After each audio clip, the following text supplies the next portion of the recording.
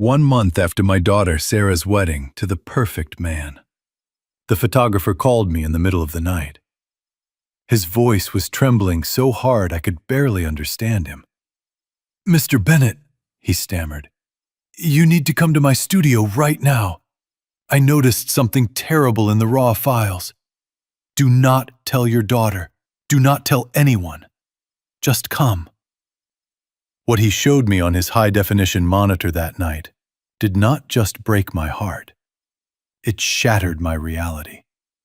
It turned a fairy tale marriage into a horror story. I thought I was looking at wedding photos. I was actually looking at crime scene evidence. And the victims were me and my only child. Before I tell you what I saw in that dark room, please subscribe to the channel if you have ever had a gut feeling that someone was lying to you. I am Howard Bennett. I am 70 years old. Most people in this town know me as the quiet retiree who walks his golden retriever around the park and tips the waitress too much at the local diner. They see a harmless old man in a cardigan who spends his days tending to his rose garden and visiting his wife Catherine's grave.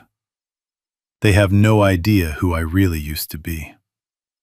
They do not know that I was the chief architect who designed half the skyline of this city.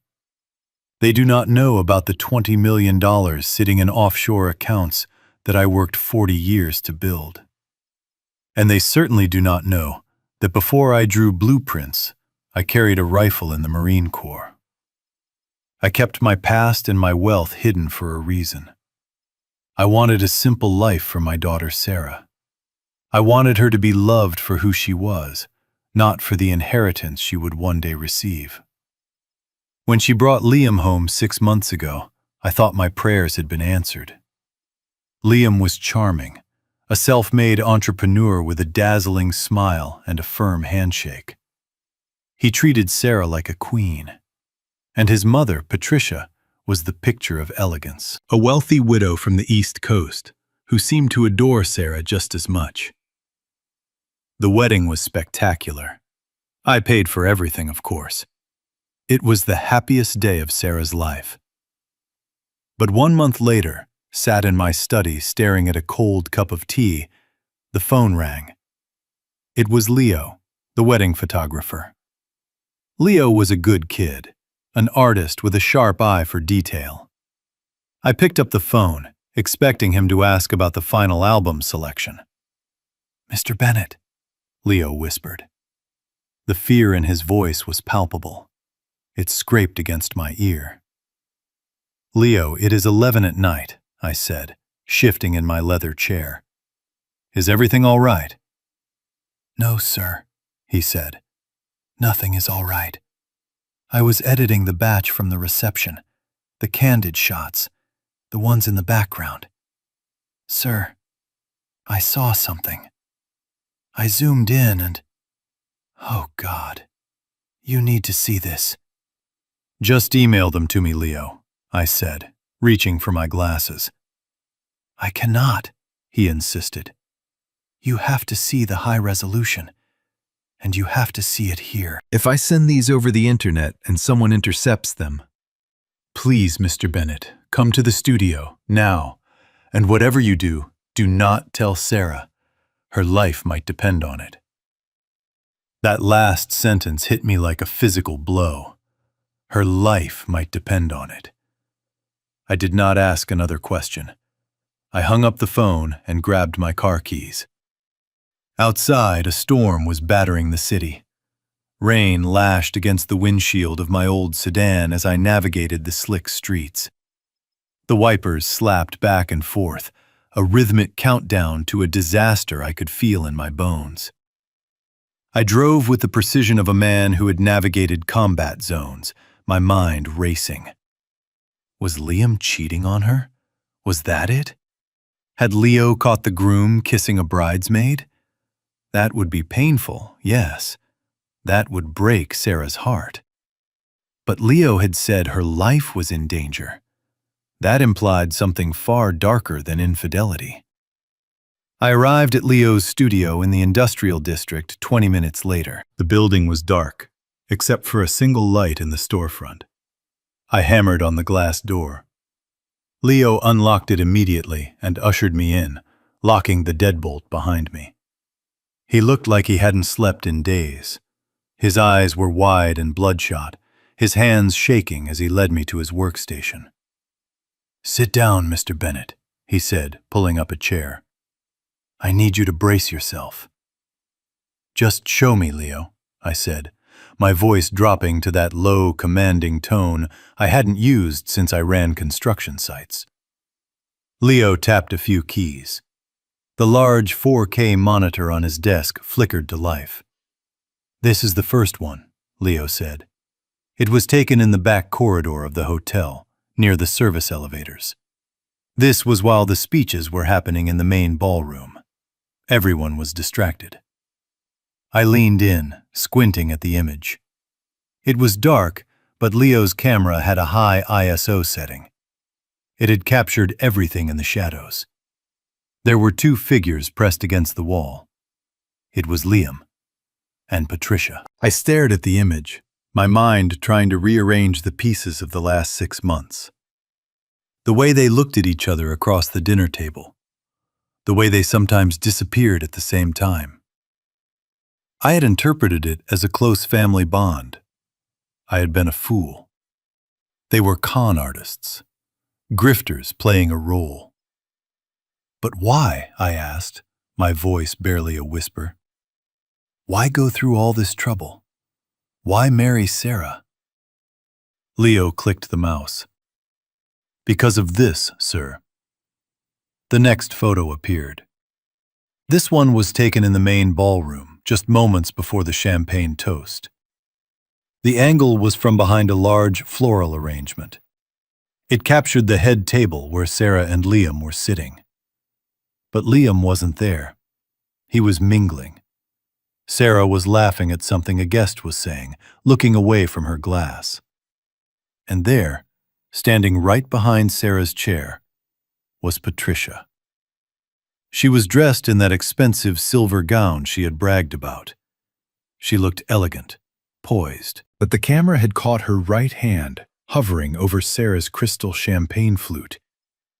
Between her thumb and forefinger, she was holding a tiny, translucent packet. A stream of white powder was falling from the packet into the golden bubbles of my daughter's drink. The room spun. I gripped the edge of the desk so hard my knuckles turned white. "She is drugging her," I hissed. Leo nodded grimly. "I checked the timestamps, Mr. Bennett. This was 5 minutes before Sarah gave her speech. Do you remember what happened during the speech?" I remembered. God help me, I remembered. Sarah had stood up, looking radiant. She had started to thank everyone, and then she had swayed. She had slurred her words. She had giggled and said she must have had too much wine on an empty stomach. Everyone laughed. It was charming. But then she had to sit down because she felt dizzy. We all thought it was just nerves and alcohol, but it wasn't. It was poison. "Is there more?" I asked, my voice cold as ice. "One more," Leo said. He brought up the third image. This one was taken later in the night. The party was in full swing. I remembered this moment. I had left my jacket on the back of my chair to go dance with Sarah. My phone was in the inside pocket.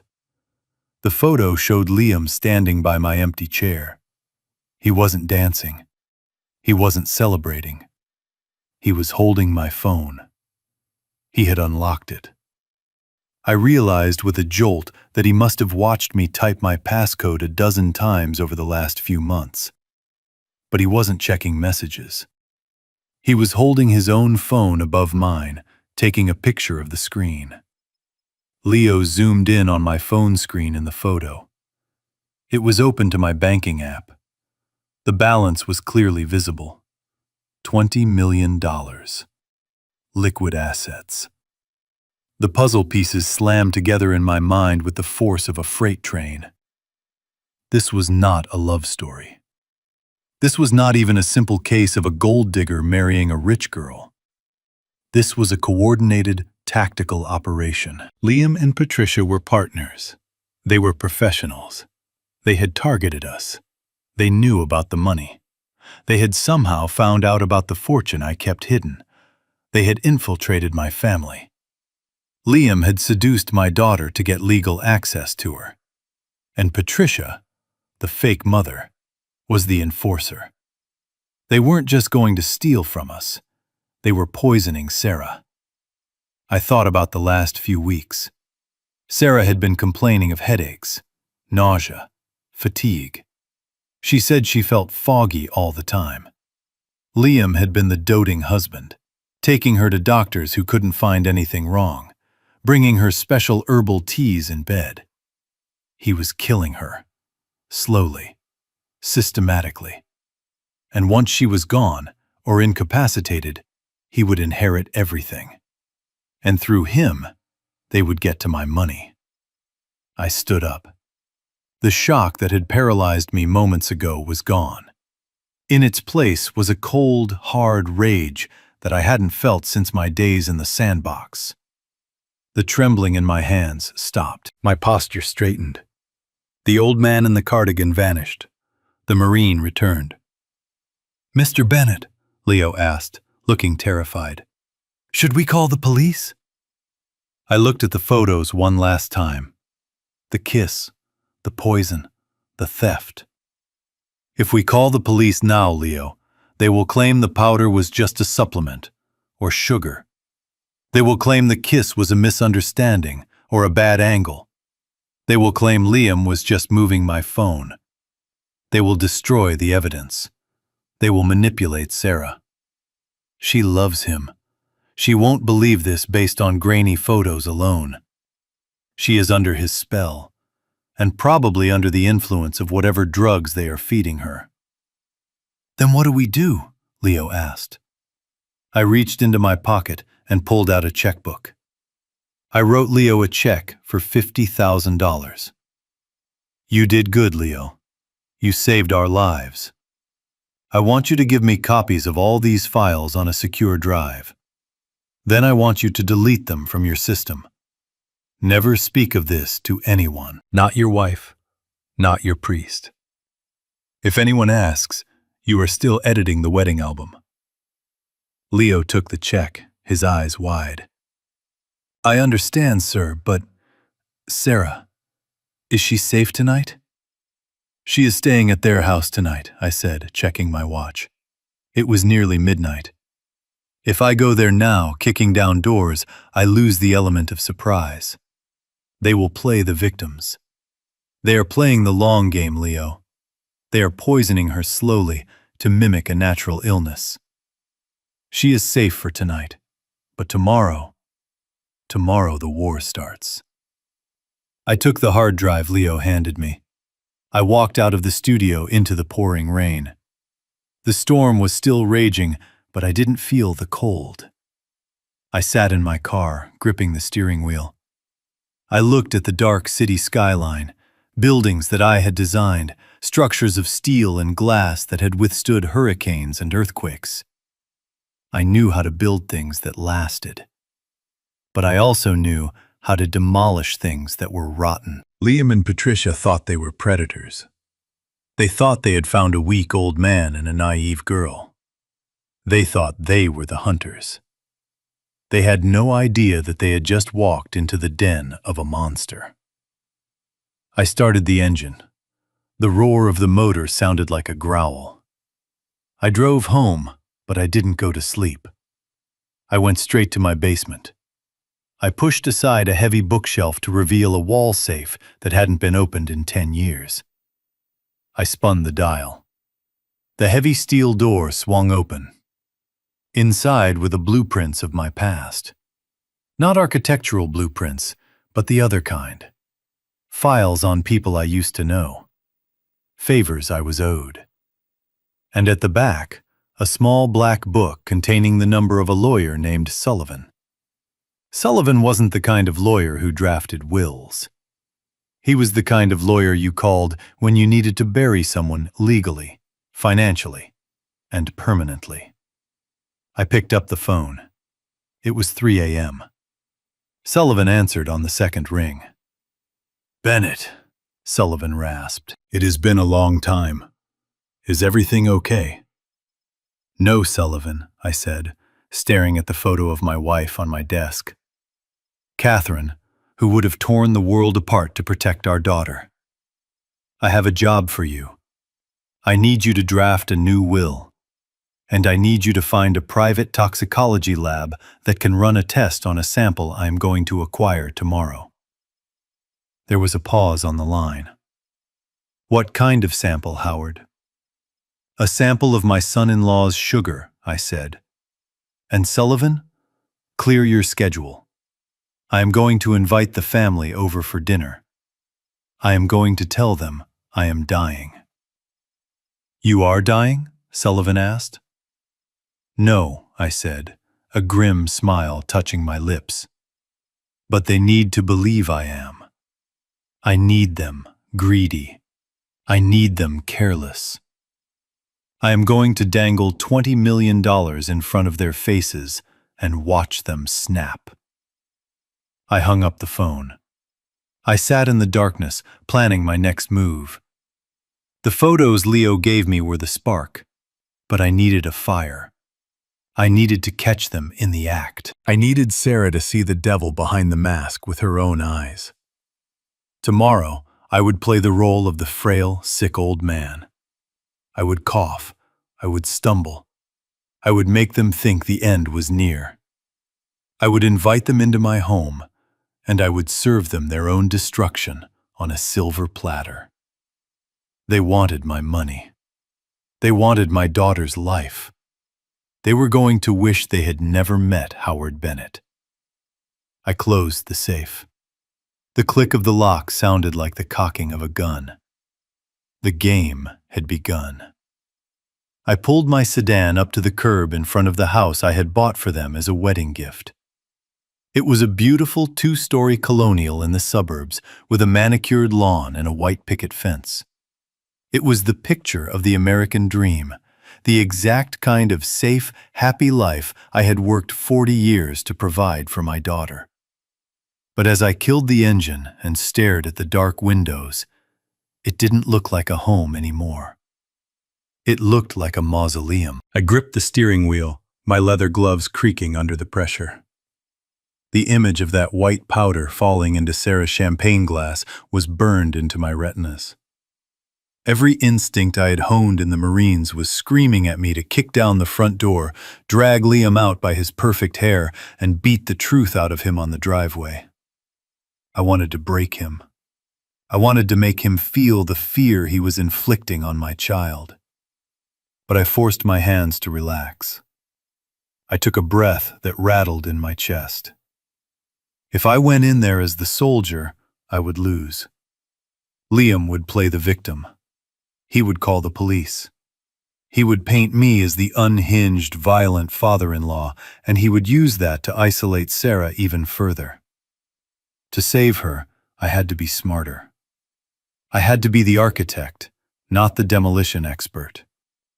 I had to find the structural weakness and bring the whole thing down on their heads when they least expected it. I grabbed my cane from the passenger seat. It was a heavy piece of polished hickory with a solid brass head. I didn't really need it to walk, not most days, but it helped sell the image of the frail old man. Tonight, it felt less like a walking aid and more like a weapon waiting to be used. I walked up the path and let myself in with the spare key Sarah had given me. The house was quiet, too quiet. The air smelled stale, like old flowers and sickness. "Sarah," I called out, keeping my voice steady and warm. "Liam, it is Dad." There was a shuffle of movement from the living room. Liam appeared in the hallway, wiping his hands on a dish towel. He was wearing a cashmere sweater and designer jeans, looking every inch the concerned, loving husband. But I saw the flash of annoyance in his eyes before he plastered on that charming smile. "Howard," he said, His voice hushed. "We weren't expecting you. Sarah is resting. She has had a rough day." I pushed past him, my cane thumping rhythmically on the hardwood floor. "I need to see her, Liam. I haven't heard from her in 2 days." I walked into the living room, and my heart stopped. Sarah was lying on the beige sofa, wrapped in a thick wool blanket despite the thermostat being set to 75 degrees. She looked like a ghost of the girl who had danced with me at her wedding just 4 weeks ago. Her skin, usually rosy and full of life, was a translucent shade of gray. Her cheekbones jutted out sharply, and there were dark, bruised circles under her eyes. She looked 20 years older. "Dad," she rasped. Her voice was thin and trembling. I sat on the edge of the coffee table, reaching out to take her hand. It was ice cold and clammy. "Hi, honey," I said, fighting to keep the tremor out of my voice. "I was just in the neighborhood. How are you feeling?" "So tired, Dad," she whispered. She tried to sit up, but the effort seemed to exhaust her. She fell back against the cushions, closing her eyes. "My head hurts so much, and my stomach. I just can't keep anything down." As I stroked her hair, a loose clump of blonde strands came away in my hand. I stared at it, horrified. Arsenic. It had to be. Hair loss was a classic symptom of heavy metal poisoning. They weren't just making her sick, they were killing her cells from the inside out. Liam walked into the room, carrying a steaming mug on a tray. "Here we go, darling," he cooed, sitting on the edge of the sofa and blocking my view of her. "I made you your special tea. You need to take your medicine." He held the mug to her lips with a tenderness that made my skin crawl. It was a performance, a macabre piece of theater designed to hide a murder. "What is that?" I asked, pointing at the mug with the tip of my cane. "Just a herbal blend my mother sent over," Liam said smoothly, not even looking at me. "And some supplements the doctor recommended. It helps with the nausea." "Which doctor?" I asked. "Dr. Evans," Liam replied. "He says it is just severe adrenal fatigue, post-wedding crash. Her body is just shutting down from all the stress of the planning. She just needs rest and nutrition." Lies. All lies. I watched Sarah sip the liquid. She winced at the taste, but swallowed it down because she trusted him. She trusted the man who vowed to protect her. It took every ounce of discipline I possessed not to swing my cane and shatter that mug against the wall. I watched the liquid go down her throat, knowing it was poison. Knowing I was letting it happen in this very second. It was the hardest thing I have ever done. But I knew if I stopped him now, without proof, without the toxicology report, he would just switch methods. He would use a pillow next time, or a flight of stairs. I had to let him think he was winning. "You are a good man, Liam," I said, forcing a smile that felt like a rictus of pain. "Taking such good care of her.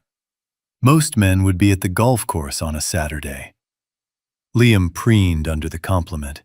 His ego was his weakness. He loved being the hero. "I would do anything for her, Howard," he said, stroking Sarah's cheek. "She is my life." I looked around the room, my architect's eye scanning for details. I noticed a small ceramic jar sitting on the side table, separate from the rest of the tea service. It had a distinct blue pattern. Liam had dipped the spoon into that jar, not the sugar bowl on the tray. "I need to use the restroom," I said, standing up and feigning a groan as I straightened my back. Old age is not for the faint of heart, kids. "Take your time, Howard," Liam said, turning his attention back to Sarah. "Drink it all, baby. Every drop." I walked into the hallway, but I didn't go to the bathroom. I waited in the shadows, watching them through the crack in the door. I watched Liam finish feeding her. I watched him wipe her mouth. And then, I watched him pick up the blue jar and carry it into the kitchen. He was confident. He was arrogant. He thought I was just a senile old checkbook. He didn't know he had let the enemy inside the perimeter. I needed that jar, or at least I needed a sample of what was inside it. And I needed to get Sarah out of this house, even for a few hours, to get a clean blood sample without him hovering. I walked back into the living room, my plan forming in my mind. "Liam," I said, looking at my watch. "I actually came by for a reason. I need a favor." "Anything, Howard," he said, standing up. "I am meeting with my estate planner next week," I lied. "I am thinking of restructuring my assets, merging the accounts. It is too much work for me to manage alone anymore. I was thinking, maybe you could come by for dinner tomorrow night. Bring Sarah if she is up to it. I want to discuss giving you power of attorney over the family trust." Liam's eyes widened. The greed was instantaneous. It flared in his pupils like a match in a dark room. $20 million. Power of attorney. It was the golden ticket he had been killing for. "Power of attorney," he repeated, trying to sound casual. "Are you sure, Howard? That is a big responsibility." "I am tired, Liam," I said, letting my shoulders slump. "I trust you. You are family now. And seeing how you care for Sarah, well, it proves I made the right choice." I could see the wheels turning in his head. If he got power of attorney, he wouldn't need to kill Sarah immediately. He could slow down the poisoning. He could play the long game. This would buy her time. And it would get them into my house, on my territory.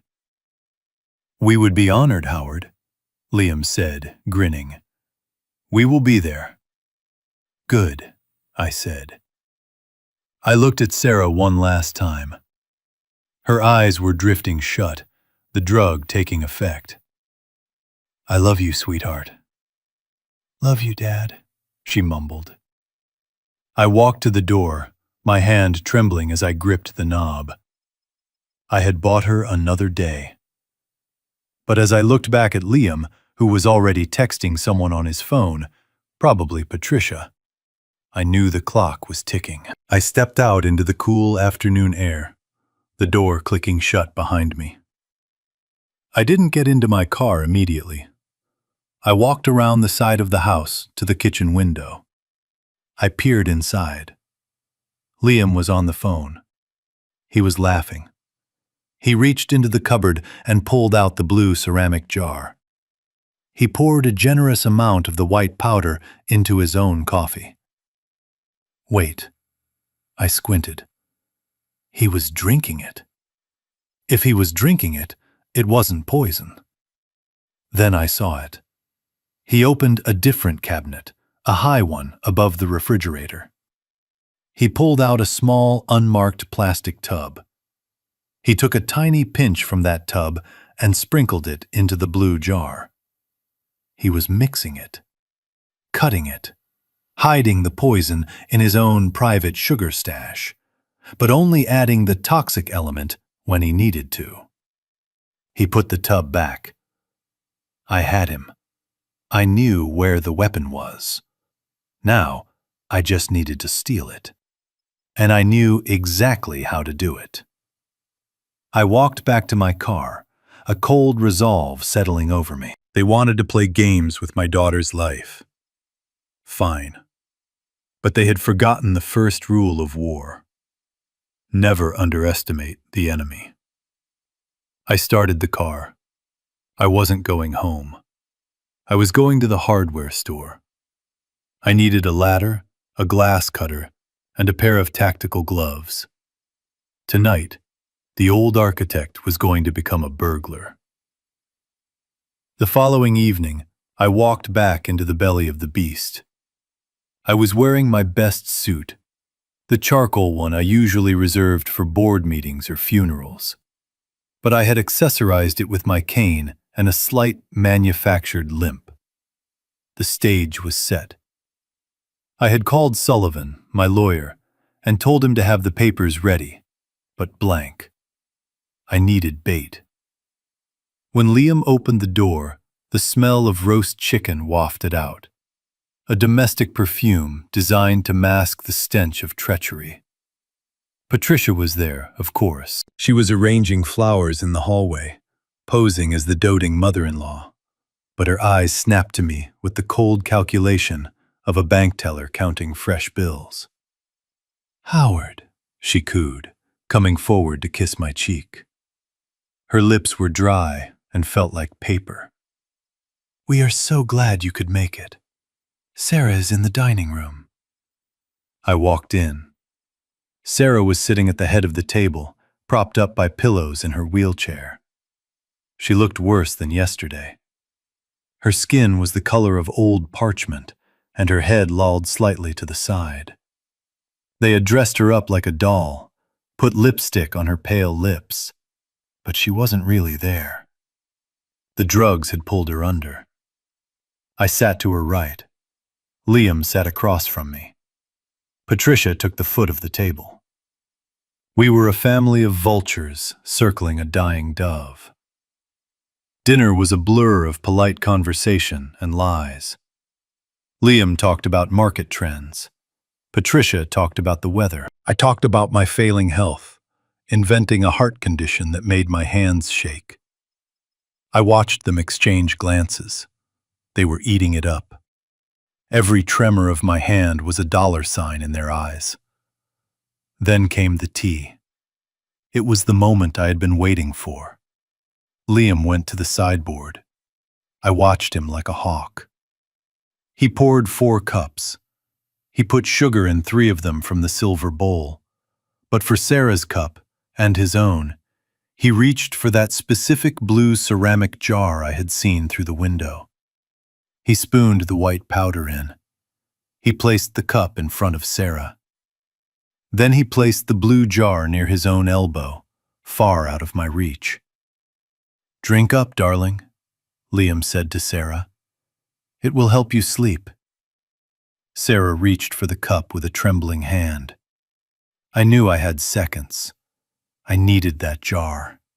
Or at least, I needed what was inside it. And I needed to stop Sarah from drinking that specific dose. I reached for my own cup. I let my hand hover over the saucer. I channeled every ounce of focus I had, initiating a violent, spasmodic tremor in my right arm. "Oh, damn it," I muttered. I flailed. My hand struck my teacup, sending it flying across the table.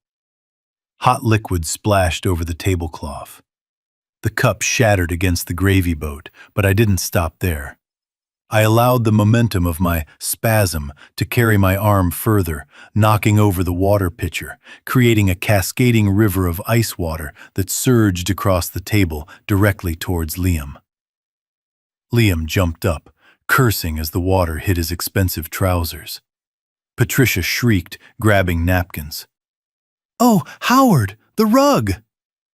"I am so sorry," I stammered, playing the part of the humiliated invalid. "My hands, I just can't control them anymore." Chaos. Beautiful, orchestrated chaos. Liam was busy dabbing at his crotch. Patricia was on her knees, frantically trying to save the Persian rug.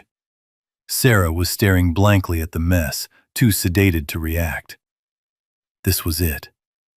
I pulled a handkerchief from my pocket. I pretended to help wipe the table. I leaned across, my chest heaving with fake exertion. "Let me help! Let me help!" I wheezed. I reached out with the handkerchief, but I didn't aim for the water. In one fluid motion, honed by years of sleight-of-hand card tricks in the barracks, I swiped the handkerchief inside the open rim of the blue ceramic jar. I scooped a generous mound of the white powder into the folds of the cloth. In the same motion, I knocked Sarah's poisoned cup onto the floor. It smashed, the liquid pooling into the carpet. "Oh no, Sarah's tea!" I cried out. "I am so clumsy." I balled the handkerchief up tight, trapping the powder inside, and shoved it deep into my jacket pocket. I looked up. Liam was standing frozen. He wasn't wiping his pants anymore. He wasn't looking at the rug. He was looking at me. His eyes were narrowed. His jaw was set tight. The charm was gone. The mask had slipped, just for a fraction of a second. He was looking at me not as a clumsy old man, but as a threat. He had seen the speed of my hand. He had seen that the swipe was too clean, too precise for a man with tremors. The air in the room grew heavy, charged with a sudden, violent electricity. The silence stretched, taut as a piano wire. "You are very eager to help, Howard," Liam said softly. His voice was low, devoid of the warmth he usually faked. I held his gaze. I didn't blink. I let him see a flash of the steel beneath the gray hair. I needed him to be unsure. I needed him paranoid. "I just want to be useful, Liam," I said, my voice steady now. "It is hard, knowing you are losing control, knowing someone else has to take over." I let the double meaning hang there. I was talking about my health, but I was also talking about him. Patricia stood up, breaking the tension. She looked flustered, her hair out of place. "It is fine, Howard. It is just a rug. Liam, get the maid to clean this up. Howard, why don't you go into the study? We can discuss the paperwork there." Liam didn't move for a second. He kept staring at me, searching my face for a sign of deception. He looked at my pocket where the sample was hidden. I could see the gears turning. He was wondering if I had taken something. He was wondering if I knew. But greed is a powerful blinder. He wanted that power of attorney. He wanted the $20 million. If he accused me now, if he searched me, he risked blowing the deal. He risked alienating the golden goose right before the slaughter. He forced a smile back onto his face. It looked painful, like a liet in porcelain. "Of course," Liam said. "Go to the study, Howard. I will make Sarah a fresh cup, a stronger one." The threat was clear. He was going to up the dosage. He was going to punish her for my clumsiness. I stood up, gripping my cane. I had the sample. I had the weapon. But leaving Sarah in that chair, knowing he was going back to the kitchen to brew more poison, felt like leaving a soldier behind on the battlefield. I walked past him. I stopped close enough to smell his cologne, a scent that couldn't quite mask the chemical tang of the house. "Don't make it too strong, Liam," I said, patting his shoulder with my heavy hand. "We need her awake to sign the papers, don't we?" I felt his muscles tense under my grip. "She will be awake enough," he said. I walked into the study. I could feel his eyes boring into my back, two burning points of suspicion. He knew something was wrong. The game had shifted. We weren't playing family anymore. We were playing cat and mouse, and for the first time, the mouse had shown its teeth. I sat in the heavy leather chair in the study, my hand resting protectively over the pocket containing the powder. I could hear them whispering in the hallway. "Did you see that?" Liam hissed. "He is just old, Liam," Patricia snapped. "Focus. The papers. Get the papers." I checked my watch. Sullivan was waiting at the lab. I just needed to get through the next hour. I needed to dangle the fortune, get out of this house alive, and get this powder to the spectrometer. But as I looked at the door, I realized the lock was on the outside. And for the first time that night, I wondered if they were going to let me leave at all. The door handle turned, the metallic click echoing like a gunshot in the silent study. I didn't flinch. I kept my hand over my pocket, guarding the handkerchief as if it contained a nuclear code. Liam and Patricia walked in, their faces tight with a mixture of anxiety and greed. Patricia was holding a manila folder. Liam was holding a pen. They looked like vultures realizing the carcass was still breathing, impatient to start the feast, but bound by the necessity of legalities. "Here are the preliminary papers, Howard," Patricia said, sliding the folder across the mahogany desk. "It is just the letter." They escorted me to the door like I was a fragile piece of antique furniture they were afraid to break before the auction. I walked to my car, leaning heavily on my cane, playing the part until the very second I turned the corner at the end of the street. As soon as the house was out of sight, the cane went into the passenger seat. I gripped the wheel with both hands, my knuckles white. I drove fast, weaving through the late-night traffic, heading not for my home, but for a nondescript brick building in the industrial sector. It was the private laboratory of Dr. Aris, an old friend from the service who had traded battlefield triage for forensic toxicology. He was the only man I trusted to run this test off the books. I had called him on the way over. He was waiting at the back door. "Howard," Aris said, ushering me into the sterile, fluorescent-lit room. "You look like you have seen a ghost." I handed him the balled-up handkerchief. "Worse, Aris. I think I am seeing a murder in slow motion. Test this. Now." Aris didn't ask questions. He took the sample to his workbench. I watched him tap the white powder into a glass vial, adding reagents, placing it into the spectrometer. The machine hummed, a low mechanical drone that grated against my frayed nerves. I paced the room, the smell of isopropyl alcohol stinging my nose. Every second that ticked by was a second the poison was coursing through Sarah's veins. I thought about her pale face, the hair coming out in my hand. I thought about the way she looked at Liam, with that desperate, drugged adoration. The machine beeped. A printer whirred to life. Aris ripped the paper off and studied it. His face went gray. He looked up at me over his glasses, and I saw a horror there that matched my own. "Howard," he said quietly, "this is arsenic trioxide, high grade, and it is cut with a heavy dose of benzodiazepines." I closed my eyes. Hearing it confirmed was like taking a bullet. It wasn't a suspicion anymore. It was a fact. "How bad is it?" I asked. "It is a lethal cocktail," Aris said, pointing to the graph. "The sedative keeps the victim pliable, confused, compliant. It mimics the symptoms of exhaustion or depression. But the arsenic, it accumulates. It attacks the nervous system, the kidneys, the heart.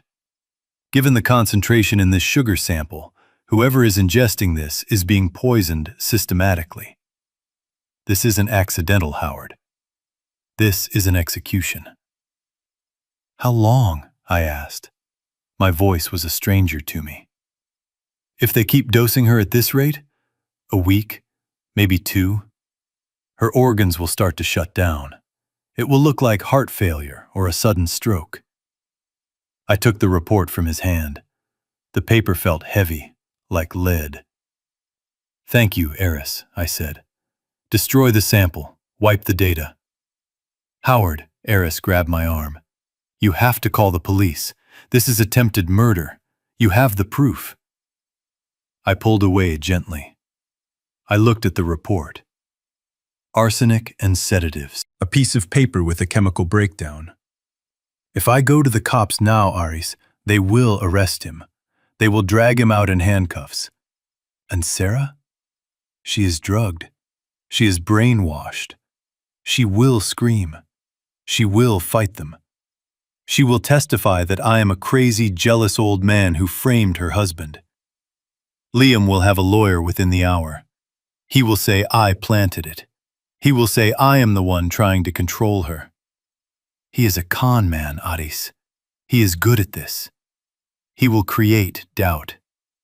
And while the courts argue, Sarah will hate me.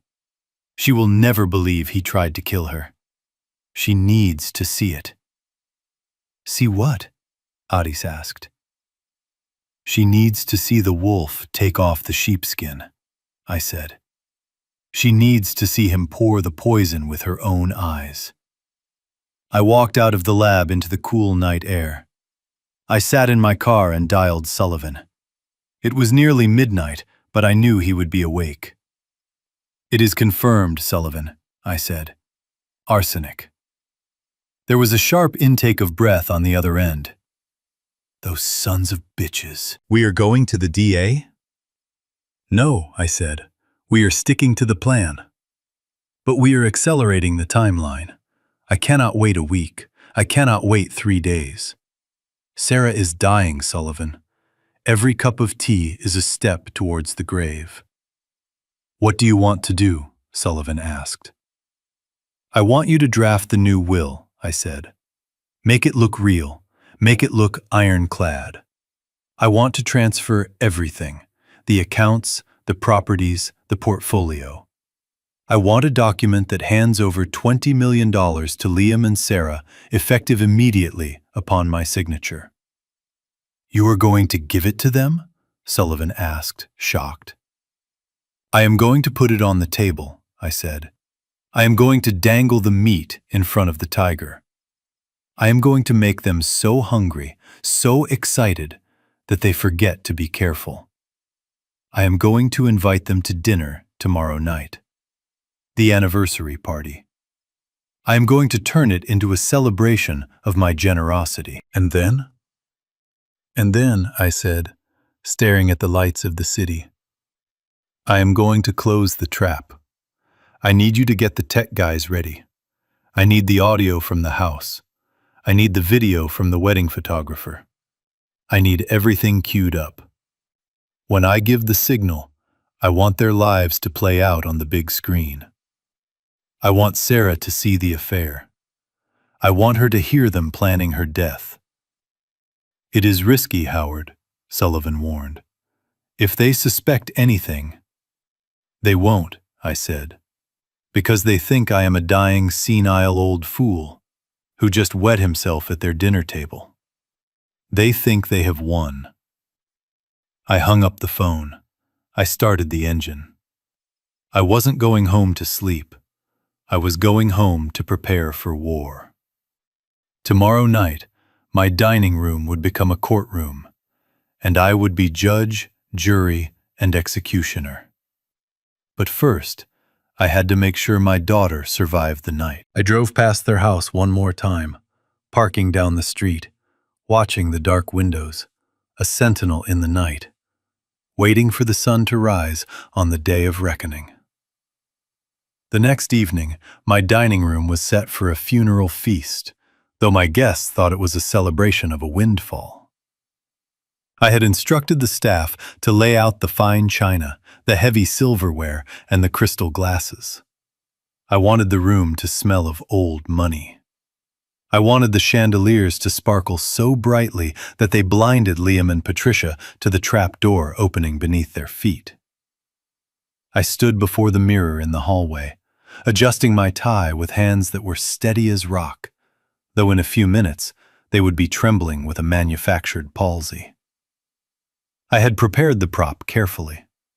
A small gelatin capsule filled with a mixture of corn syrup, red food coloring, and a drop of peppermint oil to mask the sugar smell. I tucked it into my cheek, lodging it between my gum and my molars. It was an old stage trick, but under the dim mood lighting of the dining room, it would look like a death sentence. The doorbell rang. It sounded like a knell. I grabbed my cane, hunched my shoulders, and shuffled to the door. When I opened it, the sight of my daughter nearly broke my resolve. Sarah was in a wheelchair now. Liam was pushing her. Her head was lolling against the headrest, her eyes half open but seeing nothing. She looked like a broken doll. "Oh, Howard," Patricia gushed, stepping past the wheelchair to embrace me. Her perfume was overpowering, a floral stench that reminded me of funeral homes. "You look tired." "I am holding on, Patricia," I wheezed, leaning heavily on the doorframe. "Just holding on. Come in, please." Liam wheeled Sarah into the foyer. He looked around my house with a hunger he didn't even try to hide. I saw his eyes cataloging the paintings on the walls, the antique vase on the console table, the Persian runners. He wasn't looking at a home. He was looking at an inventory list. "We brought her, just like you asked," Liam said, his voice smooth and solicitous. "But she is very weak, Howard. I don't know how long she can stay awake." "Just for dinner," I said. "I need her to hear this. It is important." We moved to the dining room. I sat at the head of the table. Liam and Patricia sat on either side of me, flanking me like guards. Sarah was positioned at the end, silent and pale. I had instructed the servers to pour the wine immediately. A vintage Cabernet, deep red and expensive. Liam drank his greedily. Patricia sipped hers, her eyes darting around the room, calculating. I cleared my throat. It was a wet, rattling sound that made Patricia flinch. "I have something to tell you," I began, my voice barely above a whisper. "I haven't been honest with you." Liam leaned forward, his wine glass paused halfway to his mouth. "What is it, Howard?" I looked at Sarah, then at them. "I wanted to protect you," I said, "but I can't anymore." "The doctors. They gave me the news yesterday." "News?" Patricia asked, her eyes narrowing. "It is cancer," I lied. "Pancreatic. Stage 4. It has spread to the liver. They say I have 3 months, maybe less." The silence that followed was absolute. I watched their faces. I watched for shock. I watched for grief. I saw none of it. Instead, I saw a spark. It started in Liam's eyes, a tiny flare of excitement that he quickly tried to mask with a frown. Then I saw it in Patricia. Her lips parted slightly, a small intake of breath, not of horror, but of anticipation. They were doing the math. 3 months, 90 days. That was the timeline. "Oh, Howard," Patricia said, reaching out to cover my hand with hers. Her skin was dry and cold. "That is terrible. Are you sure? Is there no treatment?" I shook my head. "It is too late. I refused the chemo. I want to die with dignity." Liam set his wineglass down. He looked solemn, but I could see the pulse jumping in his neck. He was excited. He was practically vibrating with it. "I am so sorry, Howard," he said. "We will take care of you. You know that. We will be here until the end." "I know," I said. "And that is why I asked you here. I need to settle my affairs. I have considerable assets." "How considerable?" Patricia asked. The question slipped out too fast, too sharp. She tried to soften it with a sad smile. "I mean, we just want to make sure everything is handled properly for Sarah." $20 million, I said, in liquid assets, plus the real estate portfolio. The number hung in the air. I saw Liam's pupils dilate. He looked like a man who had just won the lottery. 20 million. It was more than they had expected. It was enough to kill for. It was enough to make them careless. But there is a problem, I continued, letting my voice tremble. The accounts are offshore. They are complicated. If I die without transferring them, the government will take half. It could be tied up in probate for years. Sarah wouldn't see a dime for a decade. Probate, Liam repeated. The word tasted like ash in his mouth. He didn't want to wait 10 years. He didn't even want to wait 3 months. I need to transfer it now, I said, while I am still lucid, while I can still sign the papers. I want to move it all into a joint trust, for Sarah, and for you, Liam, since you are her husband, since you are the one taking care of us. Liam looked at Patricia. They exchanged a glance that screamed victory. They thought they had manipulated me perfectly. They thought the old man was handing over the keys to the kingdom just before he kicked the bucket. That sounds wise, Howard, Liam said, trying to keep his voice steady. We can help you with that. We can set it up immediately. I nodded.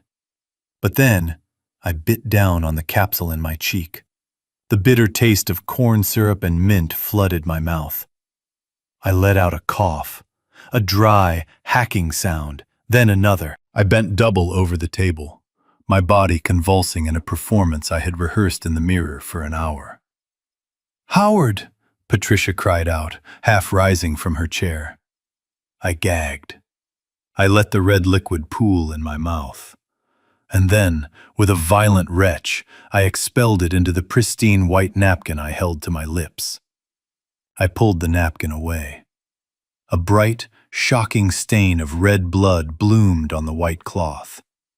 I let it drip onto the table, splashing next to my wine glass. I groaned, wiping my mouth, smearing the red dye across my chin.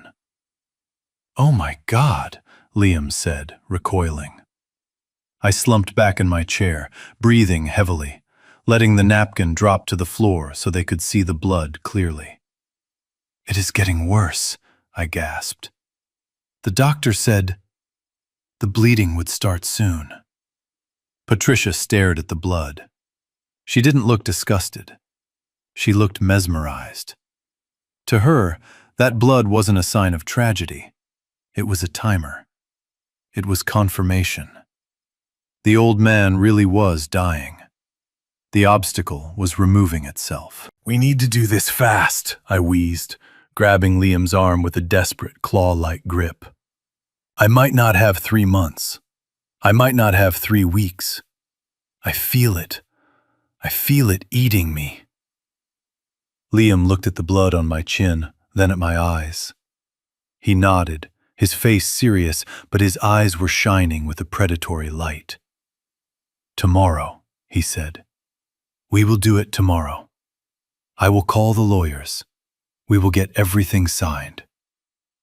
Yes, I whispered. Tomorrow. Bring the papers. Bring Sarah. We will finish it. I leaned back, closing my eyes, feigning exhaustion. But beneath my eyelids, I was watching them.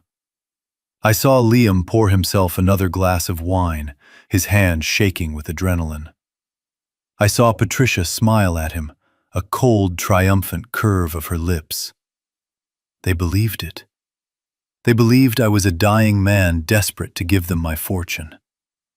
They didn't know that the blood was syrup. They didn't know that the cancer was a lie. And they certainly didn't know that while they were dreaming of yachts and private jets, I was dreaming of the moment the steel trap would snap shut around their necks. I need to lie down, I murmured. Please, show yourselves out. Liam stood up. He walked over to Sarah's wheelchair. He looked at her, then at me. Rest easy, Howard, he said. We will take care of everything. He wheeled Sarah out. Patricia followed, pausing only to pat my shoulder. "Get some sleep, Howard," she said. "You have a big day tomorrow." I listened to the front door close. I listened to their car start up and drive away. I sat up in the empty dining room. I wiped the fake blood from my chin with the back of my hand. I stood up, tossing the stained napkin onto the table. My tremor vanished. My posture straightened. I walked to the window and watched their taillights disappear into the night. "Enjoy your victory lap, Liam," I whispered to the darkness. "Because tomorrow night, you are going to choke on it." I picked up my phone and dialed Sullivan. "They took the bait," I said. "We are on for tomorrow. Make sure the cameras are rolling. Make sure the police are on standby." I looked at the empty chair where Sarah had sat, slumped and silent. "Hold on, baby girl," I said to the empty room. "Just one more day. Daddy is coming." The silence that filled the dining room after I dropped the $20 million figure was heavy, thick with a greed so potent I could almost taste it on my tongue like copper. It hung in the air, displacing the oxygen, making the candle flames seem to flicker and bow. I watched them. I watched the way Liam's eyes darted from me to Patricia, a silent, frantic telegraph of disbelief and avarice. They had thought they were killing a well-off retiree for a nice suburban house and a modest life insurance policy. They had just discovered they were sitting across from a gold mine. I leaned back in my chair, letting a wheeze rattle wetly in my chest, playing the part of the dying patriarch to perfection. I took a sip of water, my hand trembling just enough to make the ice cubes clink against the crystal. I needed to let the numbers sink in. 20 million. It was a number that changed people. It was a number that made cautious criminals reckless. It was a number that turned predators into gluttons who would choke on their own appetites. "But there is a problem," I rasped, lowering my voice to a conspiratorial whisper. "A big problem." Patricia leaned in, her eyes sharp and hungry. "What kind of problem, Howard?" "The government," I spat the word out with disdain. "The vultures. You know how it is. These accounts, they are complex. They are offshore, Cayman Islands, Switzerland. Structures I built 30 years ago to protect my privacy. If I die with these assets in my name, without a clear, executed succession plan, they will freeze everything." I saw the color drain from Liam's face. The fear of loss was already taking root, even before he had the money in his hand. "Freeze it?" Liam asked, his voice tight. "For how long?" "Years," I lied. "Probate could take 5, maybe 10 years. The IRS will tear it apart. The estate taxes alone will take 50%, maybe more. Sarah won't see a dime until she is 40, and by then, the lawyers will have eaten the rest." I let that hang there. I watched the panic flare in Patricia's eyes. The idea of losing half the money to the government hurt her more than the idea of killing me. To a grifter, a lost opportunity is a physical wound. "We can't let that happen, Howard," Patricia said, her voice sharp with urgency. "We have to protect Sarah's future." I nodded, wiping a bead of sweat from my forehead. "I know. That is why I called you here. I have a plan, but we have to move fast. My time, I can feel it running out." "What is the plan?" Liam asked. He was leaning so far over the table, he was almost in the gravy boat. "I want to move it all," I said. "Tonight, tomorrow, immediately. I want to liquidate the offshore holdings and transfer the entire bulk sum into a domestic trust. A secure, irrevocable family trust. For Sarah. And for you, Liam." Liam's jaw practically unhinged. "For me?" "You are her husband," I said, infusing my voice with a pathetic, desperate trust. You are the man who is going to take care of her when I am gone. I want your name on the account. I want you to have full access, joint ownership, so the government can't touch it. So you can use it to make her comfortable." I paused, turning my gaze to my daughter. Sarah was slumped in her wheelchair, her head lolling to the side, a thin line of drool escaping her lips. The drugs they had fed her were doing their job. She was barely conscious. It broke my heart to use her as a prop in this theater, but I needed them to see her weakness. I needed them to see her not as a person, but as a liability. "But look at her," I whispered, my voice cracking. "Look at my baby girl. She is so weak. She doesn't even know where she is." Liam looked at her with a feigned expression of sorrow, but I saw the contempt underneath. "She is fighting hard, Howard. It is the illness." "I know," I said, "and that is the issue. The bank, they need signatures. They need verification. They need someone coherent to manage the transfer, to manage the investments. If we put this in her name alone, if they see her like this, they will declare her incapacitated. They will appoint a court trustee, a stranger, someone who will lock the money away and give you an allowance." I saw the horror on Liam's face. An allowance. That was his nightmare. He didn't want a stipend. He wanted the kingdom. "We can't have that," Liam said quickly.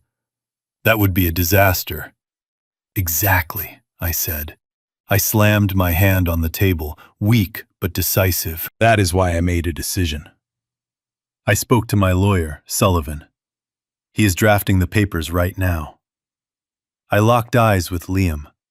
I stared deep into the soul of the man who was slowly murdering my child. "I need someone strong to handle this, Liam. I need someone I can trust. I want to give you full power of attorney. Not just over the trust, over her. Over her medical decisions, over her finances, everything." The room went silent. I could hear the grandfather clock ticking in the hallway. This was it. The bait was in the water. I was offering him total control. I was offering him the legal right to do whatever he wanted with Sarah and the money. I was handing him the murder weapon and asking him to sign for it. I saw the calculation behind his eyes. He was thinking about how easy it would be. With power of attorney, he wouldn't even need to hide the poison anymore. He could just stop her treatment. He could commit her to a facility. He could drain the accounts and disappear to a non-extradition country before the ink was dry. He thought he had won the lottery. He thought he had outsmarted the senile old architect. He didn't see the steel trap waiting to snap his neck. I don't know what to say, Howard," Liam stammered, trying to sound humble. "That is a huge responsibility. Are you sure?" I reached out and grabbed his hand. His skin was smooth, uncalloused, the hand of a parasite. "I am sure, Liam. You were the son I never had. I see how you look at her. I see how you care for her. Who else can I trust? Patricia? She is wonderful, but she isn't her husband. You are the head of this family now. I need you to step up. Can you do that for me? Can you save this family's legacy?" Liam squeezed my hand back. He nodded, a solemn, grave expression masking the absolute euphoria exploding in his brain. "I can do that, Howard," he said. "I will take the burden. I won't let you down." Patricia let out a breath she must have been holding for a minute. She reached over and patted my arm. "You are making the right choice, Howard. Liam he is very capable. He will make sure every penny is used for Sarah's well-being. I bet he will, I thought.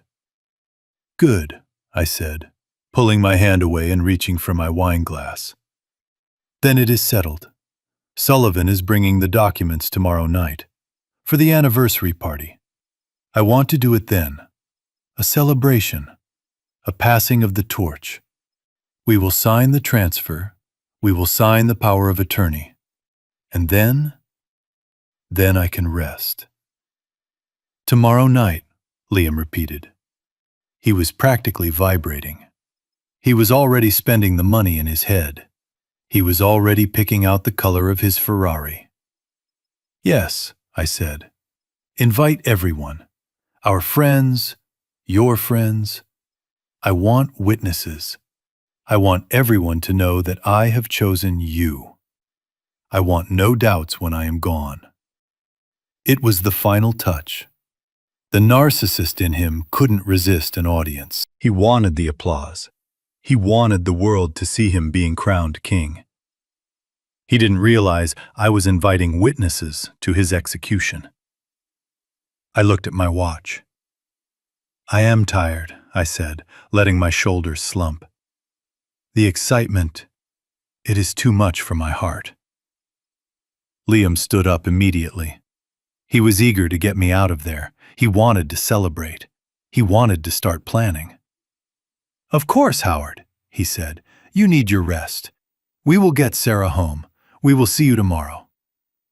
He wheeled Sarah out of the dining room. I followed them to the door, leaning heavily on my cane. I watched them load her into the car. Liam didn't look at her with love. He looked at her like she was a heavy bag of cash he had to lug around for one more day. Drive safe, I called out from the porch. We will, Dad, Liam called back. He called me Dad. It took everything I had not to go down those stairs and strangle him. I watched their taillights disappear down the long driveway. The darkness of the estate swallowed them up. I stood there for a moment in the cool night air, listening to the crickets, feeling the adrenaline pumping through my veins like ice water. I turned and walked back inside. I didn't go to bed. I went straight to the library. I walked over to the large oil painting of the coastline that hung above the fireplace. I reached behind the frame and pressed a small button. The painting swung outward, revealing a bank of monitors recessed into the wall. I had installed the system years ago, back when I was working on government contracts. High-definition audio and video surveillance of the entire ground floor. But I had recently added a new feed. I tapped a key. A grainy night vision image flickered onto the center screen. It was the interior of Liam and Sarah's living room. I had planted the bugs when I broke in to steal the sugar. A tiny camera in the smoke detector, another in the bookshelf. I waited. 10 minutes later, I saw the front door open on the screen. Liam pushed the wheelchair in. Patricia followed, closing the door and locking it. As soon as the latch clicked, the performance dropped. Liam spun around, grabbing Patricia by the waist and lifting her into the air. He didn't look like a concerned husband. He looked like a man who had just scored the winning touchdown. "Did you hear him?" Liam shouted, his voice tinny through the speakers but clear as day. 20 million! $20 million! Patricia laughed, a harsh, cawing sound. "And offshore, untraceable once we move it." "Oh my God, Liam, we did it. We actually did it." Liam set her down and looked at Sarah, who was still slumped in the chair. He walked over to her. He didn't stroke her hair. He poked her shoulder, hard. "Hey, Sleeping Beauty," he sneered. "Did you hear that? Daddy is giving us the keys to the castle." Sarah moaned softly, shifting but not waking. "What do we do about her?" Patricia asked, walking over to the sidebar and pouring herself a drink. "Do we keep dosing her?"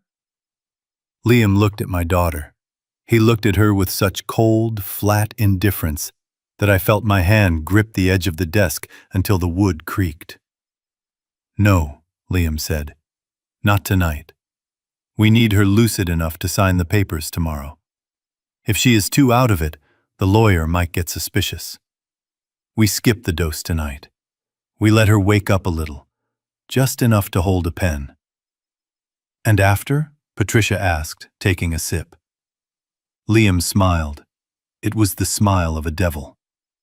"After we have the signature? After the money is in the trust? We up the dose. We finish it. We give her a massive heart attack. The old man said it himself. She is weak. No one will question it. We bury her next week. And then we wait for Howard to kick the bucket from his cancer. Or maybe we help him along too." Patricia giggled. "I like that plan. Clean, efficient." They clinked their glasses together. "To the Bennett fortune," Liam toasted. "To us," Patricia replied. I watched them drink.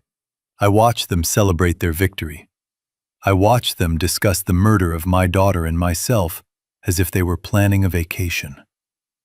I reached out and hit the record button. The hard drive hummed as it captured every word, every gesture, every pixel of their guilt. I sat there in the dark, bathed in the blue glow of the monitors. I felt a strange sense of calm settle over me. It was the calm of the sniper who has adjusted for wind and distance, who has his target in the crosshairs, and is just waiting for the command to fire. They thought they had won. They thought tomorrow was their coronation. They didn't know that tomorrow was their funeral. I picked up the phone and dialed Sullivan. "We have them," I said. "They took the bait. And Sullivan? I have the confession on tape." "Good," Sullivan said. "The police chief is coming to the party. He will be dressed as a waiter." "Perfect," I said. I looked at the screen one last time. Liam was kissing Patricia now, right there in front of my unconscious daughter. "Sleep well, Liam," I whispered, "because you are never going to have a peaceful night again." I sat in the darkness of my library, the glow of the monitors painting my face in spectral shades of blue and gray. The house was silent around me, but in my ears the voices of my enemies were loud and clear, transmitted through the hidden microphones I had planted in the belly of the beast. I watched the screen where Liam and Patricia were celebrating in the living room of the home I had paid for. They had moved past the initial euphoria of the $20 million and settled into a comfortable, terrifying intimacy. Liam was pacing the room, holding a tumbler of scotch. Patricia was lounging on the sofa, her shoes kicked off her legs, draped over the armrest. They didn't look like mother and son.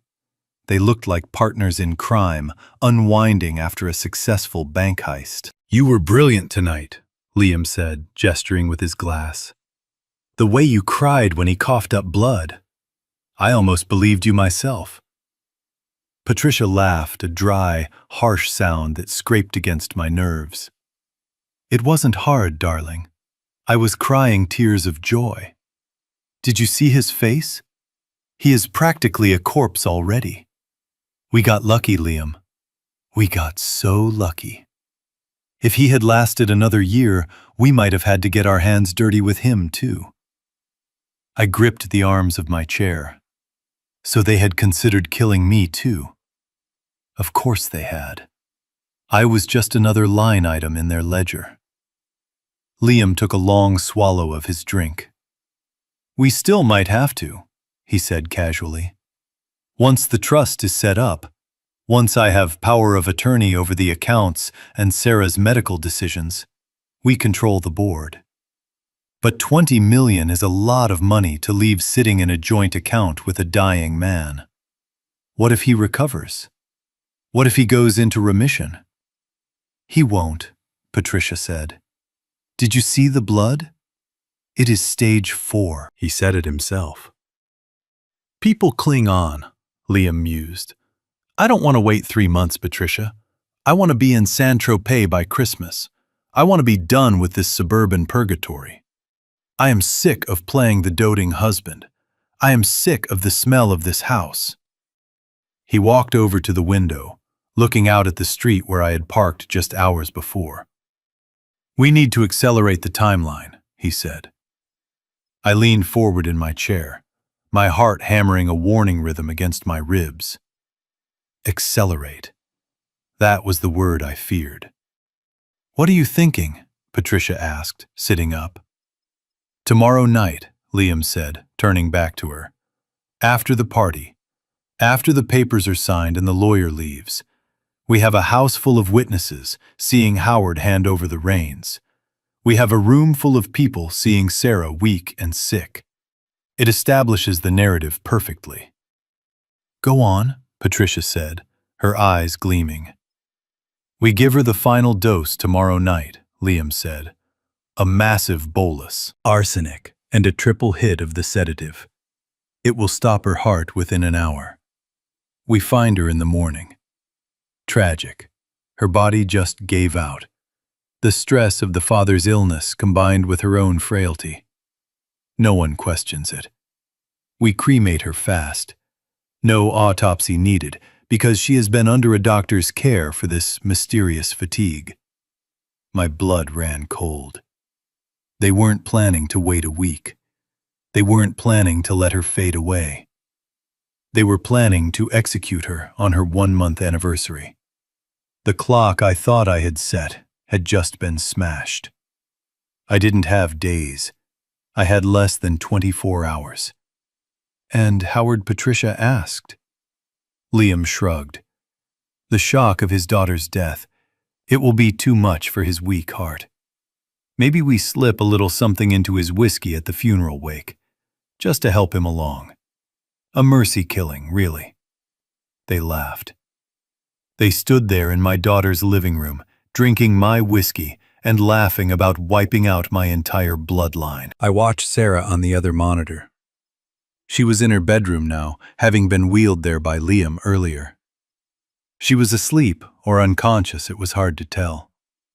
She looked so small in that big bed. She had no idea that the man sleeping next to her was planning to stop her heart before the sun set again. I felt a cold rage settle over me, a clarity that only comes in the heat of battle. I had been playing a game of chess, but they had just flipped the board. They wanted a massacre. Fine. I would give them one. But it wouldn't be the one they expected. I reached for the phone. I dialed Sullivan. He picked up on the first ring. "Change of plans," I said, my voice rough with sleeplessness and fury. "What is it, Howard?" Sullivan asked, his voice sharp. "They are moving the timeline up," I said. "They are planning to kill her tomorrow night, immediately after the party." "Jesus," Sullivan breathed. "Are you sure?" "I'm watching them discuss it right now," I said, looking at the screen where Liam was now refilling his glass. "They want the money, and they want us both dead by the weekend. We cannot wait for the ink to dry on those papers, Sullivan.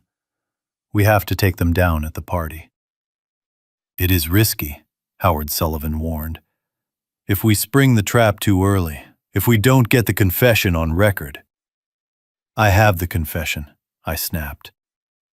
"I have them on video plotting a double homicide. I have them admitting to the poisoning. It is enough. But I need more than an arrest, Sullivan. I need total destruction. I need Sarah to see this. I need her to understand." "What do you need me to do?" Sullivan asked. "I need you to bring the police chief," I said. "Not just a patrol car. The chief.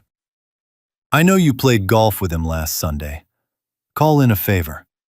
Tell him I am serving up a high-profile murder conspiracy on a silver platter. I want him in the room when the video plays.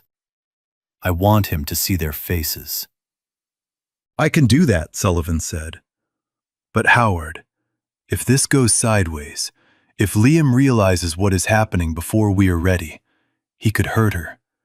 He will be standing right next to her. I know, I said, looking at the cane leaning against my desk. I pulled open the top drawer and took out the heavy brass handle I had detached earlier. I unscrewed the base, revealing the hollowed-out core where I had added the steel rod for weight. It wasn't just a cane. It was a bludgeon. "He won't get the chance," I said. "I will be right there." I hung up the phone.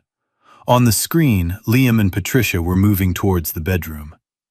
I watched with a sick fascination as they walked past Sarah's door without even a glance. They went into the guest room, which they had set up as Patricia's quarters. I saw Liam close the door. I saw them embrace. I turned off the monitor. I had seen enough. I had the evidence. I had the motive. And now, I had the deadline. I sat in the dark for a long time, listening to the silence of my empty house. I thought about the $20 million. It was just paper. Numbers on a screen. It meant nothing compared to the life of my daughter. I would burn it all in the driveway if it meant saving her. But I didn't have to burn it. I just had to use it as the ultimate weapon. I stood up, my joints popping. I felt every minute of my 70 years, but I also felt a strength I hadn't felt in decades. It was the strength of a father with nothing left to lose. I walked to the window and looked out at the city lights. Somewhere out there in the dark, Liam was sleeping the sleep of the arrogant dreaming of his yachts and his freedom. "Sleep well, Liam," I whispered to the glass. "Because when you wake up, you are going to find out that the old man you tried to bury is the one holding the shovel." I went to my closet and pulled out my old garment bag. I unzipped it and touched the fabric of my dress blues. I wouldn't wear the uniform tomorrow, but I would wear the mindset. Improvise, adapt, overcome. Tomorrow night at 7 p.m., the guests would arrive. At 7:30, the papers would be signed. And at 7:31, I would burn their world to the ground. I lay down on the cot in the library, keeping one eye on the monitors, watching over my daughter from miles away. I didn't sleep. I just waited for the sunrise and the beginning of the end. The driveway of my estate looked like a showroom for luxury automobiles. Bentleys, Mercedes, and Porsches lined the pavement, gleaming under the floodlights. To the casual observer, it was a gathering of the city's elite, a celebration of wealth and legacy. But I knew better. Every car belonged to a member of the sting operation I had orchestrated with Sullivan. The man in the tuxedo sipping sparkling water by the fountain wasn't a hedge fund manager. He was a senior detective with the Major Crimes Unit. The woman admiring the art in the foyer wasn't a gallery owner. She was a forensic accountant, ready to tear apart Liam's financial history. And the servers moving silently through the crowd with trays of hors d'oeuvres weren't catering staff. They were plainclothes officers with handcuffs tucked into their waistbands. I stood at the top of the grand staircase, leaning heavily on my cane, surveying the stage I had built. My heart was beating a slow, steady rhythm, the calm before the breach. I adjusted my silk tie, checking the hidden earpiece one last time. Sullivan was down there, looking distinctively lawyerly in a sharp navy suit, nodding at me imperceptibly. The trap was primed. The cage was open. We were just waiting for the rats to walk in. At 7:15, the heavy oak doors swung open. A hush fell over the room, partly out of respect for the dying patriarch, and partly because the sight that entered was truly tragic. Liam walked in first, wearing a tuxedo that probably cost more than my first car. He looked like a movie star, radiating a golden, sickening confidence. He smiled at the room, waving as if he were already the lord of the manor, accepting the adulation of his subjects. Behind him came Patricia, draped in emerald silk, diamonds dripping from her neck. She looked triumphant, her eyes scanning the crowd, calculating the net worth of every person in the room. And then, Sarah. My breath caught in my throat. A server was pushing her wheelchair. She was wearing her wedding dress. It was a grotesque touch, Liam's idea, no doubt, to remind everyone of the tragedy of young love cut short by illness. The dress hung loosely on her frame now. Her skin was ashen, her eyes dull and unfocused. She looked like a ghost attending her own funeral. I descended the stairs, exaggerating my limp, playing the part of the frail old man one last time. The crowd parted for me. My daughter, I rasped, reaching out to touch her cold cheek. You look beautiful. Sarah looked up at me, her eyes swimming. Dad, she whispered, I am so tired. I know, baby, I said, my voice cracking with genuine grief masked as senility. It is almost over. Just a little longer. Liam stepped up to my side, placing a hand on my shoulder.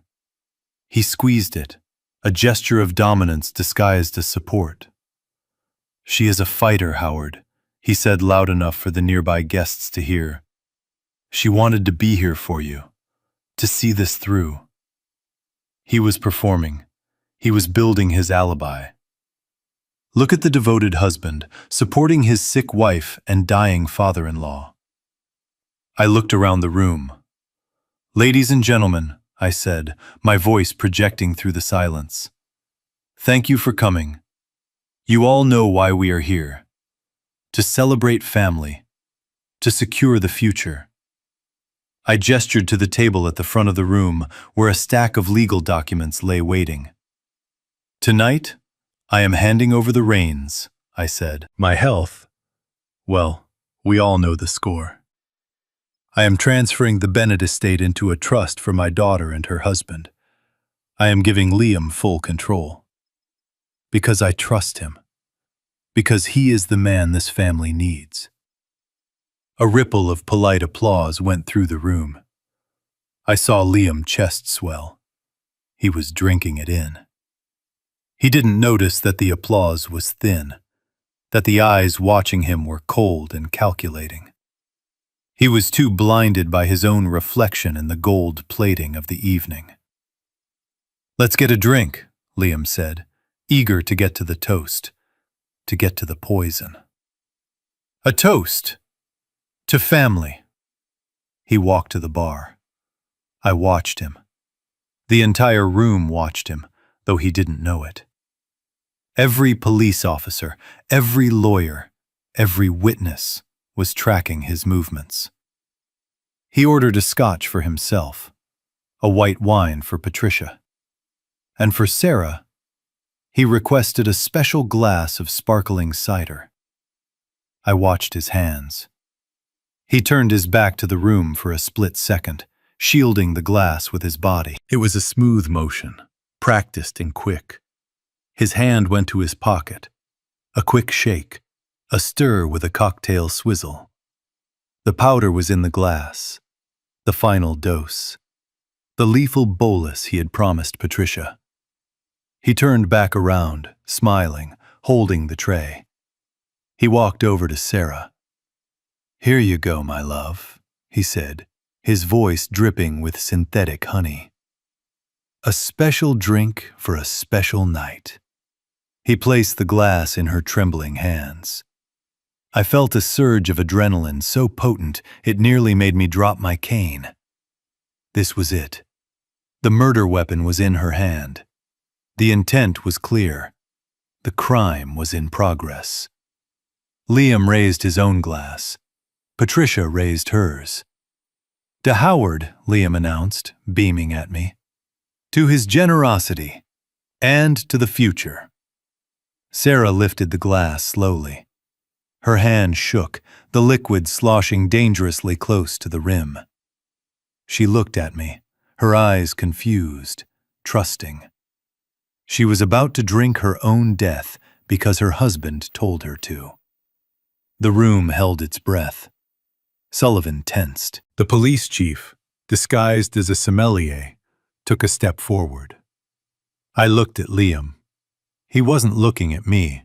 He was watching Sarah's glass. He was watching the liquid touch her lips. His eyes were wide, dilated with a sick, eager anticipation. He was watching her die. "Stop!" I roared. My voice didn't wheeze, it didn't rattle. It boomed with the authority of a drill sergeant. It shattered the polite atmosphere of the party like a grenade. I dropped my cane. It clattered loudly onto the marble floor. I straightened my back, shedding 20 years of fake frailty in an instant. I stood tall, my shoulders squared, my eyes locking onto Liam like target sights. "Don't drink that, Sarah," I commanded. Sarah froze, the glass inches from her mouth. She looked at me, startled by the change in my voice, by the sudden power radiating from her dying father. Liam looked at me, confusion clouding his face. "Howard? What is—" I stepped forward, moving with a speed and fluidity that made him flinch. I snatched the glass from Sarah's hand. Liam stumbled back, his composure cracking. "Howard, be careful! You are spilling it!" I held the glass up to the light. The liquid fizzed innocently. But I knew what was in there. And in about 30 seconds, the whole world would know. "I am not spilling it, Liam," I said, my voice cold as the grave. "I am saving it as evidence." "Evidence?" Patricia squawked, her face losing its color. "What are you talking about?" "You are confused, Howard. The cancer." "There is no cancer, Patricia," I said, taking another step towards them. They backed away, bumping into the table with the legal documents. "There is no sickness," I continued, my voice rising, filling the cavernous hall. "And there is no trust fund. There is no $20 million waiting for you in the Caymans." Liam's face went slack. "What?" "It was a test," I said, "and you failed." I snapped my fingers. Suddenly, the lights in the room dimmed. A massive projection screen descended from the ceiling behind me. The hum of the projector filled the silence.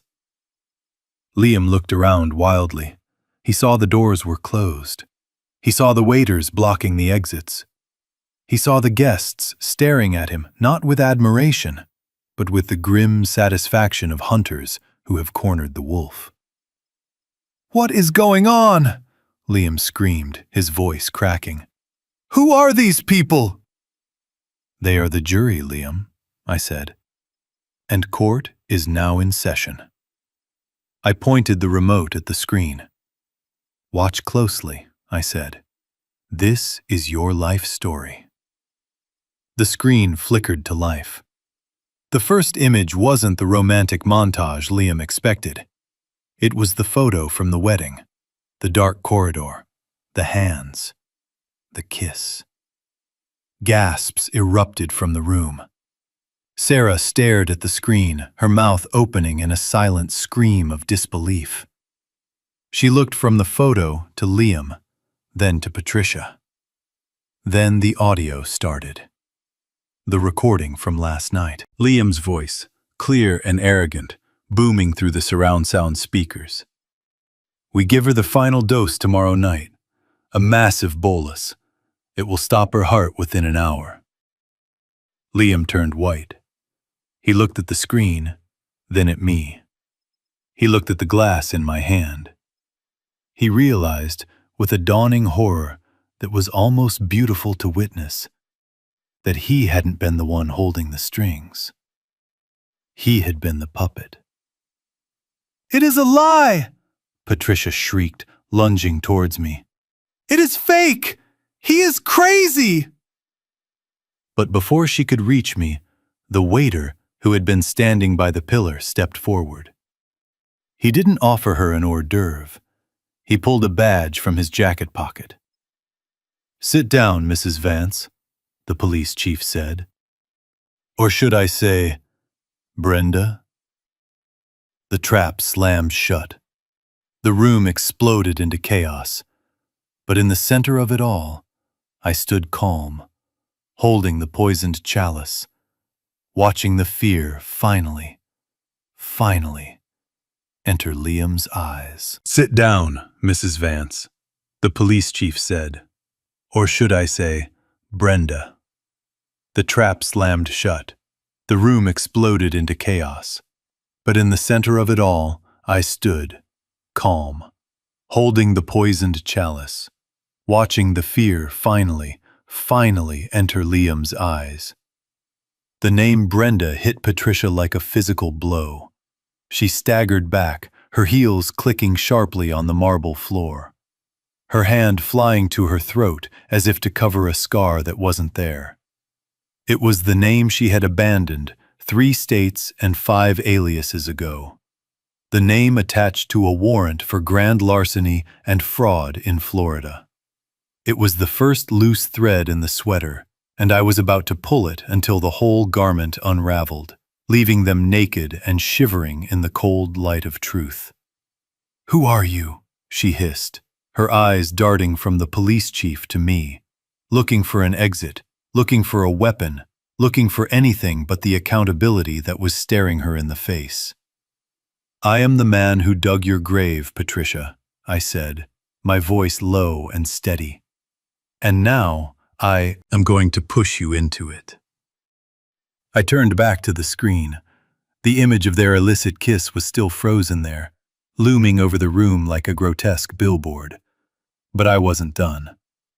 I hit the button on the remote again. The slide changed. This time it wasn't a photo. It was a video clip.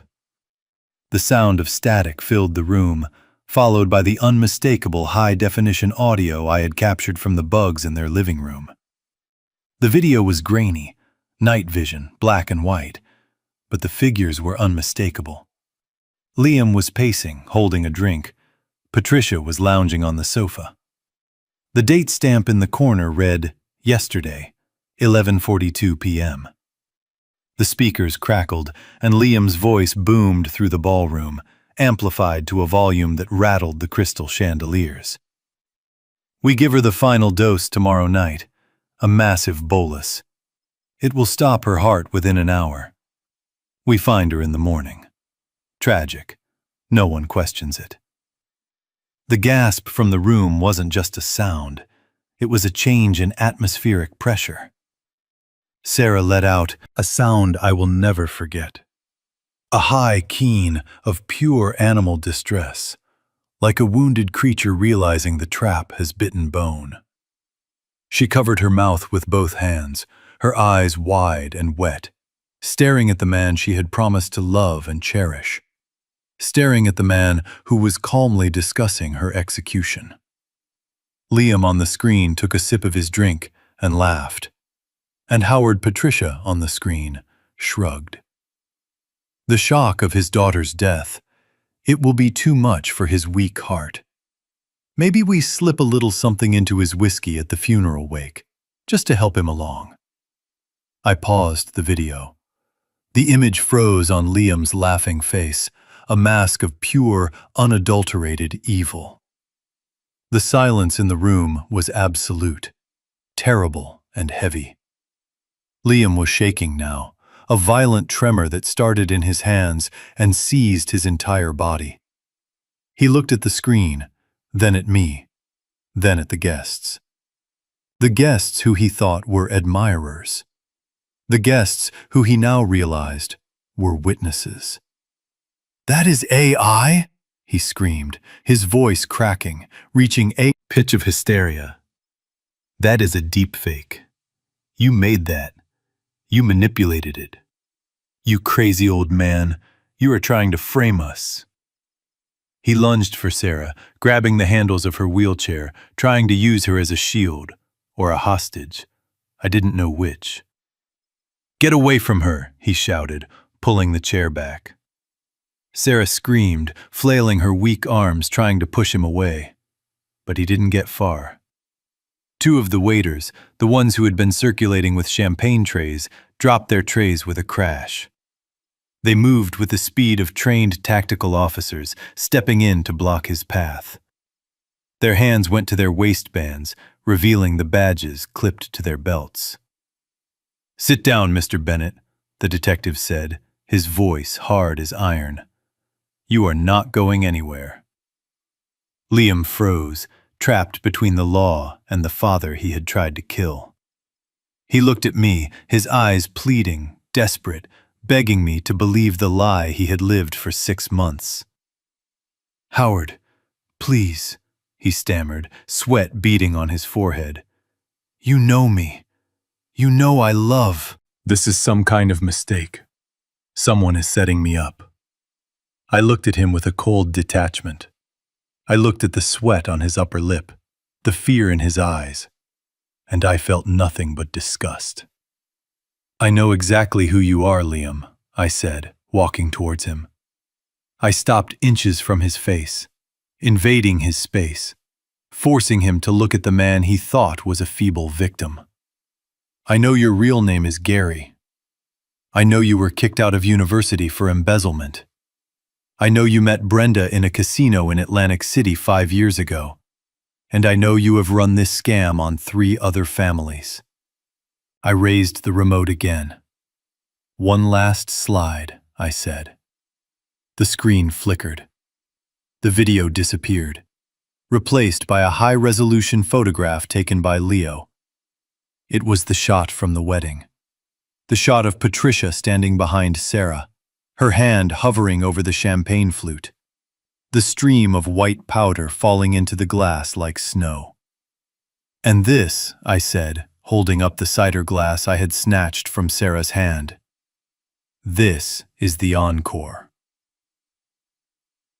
I turned to the police chief, who was now standing next to Patricia, holding her arm in a grip that would leave bruises. "Chief," I said, handing him the glass. "Carefully. This contains a lethal dose of arsenic and sedatives. I watched him mix it myself. I have the video of that too. But the lab boys can confirm the contents in 20 minutes. Patricia let out a wail, a sound of pure frustration and rage. She tried to pull away, but the chief held firm. "You stupid old fool!" she spat, her face twisting into a mask of hatred. "You were supposed to be dead. You were supposed to be rotting in the ground. And you were supposed to be smart," I retorted. "You got greedy, Brenda. You saw the 20 million and you lost your discipline. You forgot the first rule of the con. Never underestimate the mark." Sarah suddenly found her voice. It was weak, raspy from the poison, but it cut through the room like a knife. "Why?" she whispered, looking at Liam, tears streaming down her face, ruining her makeup. "Why, Liam? I loved you. I gave you everything." Liam looked at her, and for a second I thought he might apologize. I thought he might show a flicker of humanity. But the mask was gone completely now, and what was underneath was something reptiles would recognize. "Because it was easy," Liam sneered, his face contorting. "Because you were pathetic, Sarah. You and your daddy playing house in your big mansion.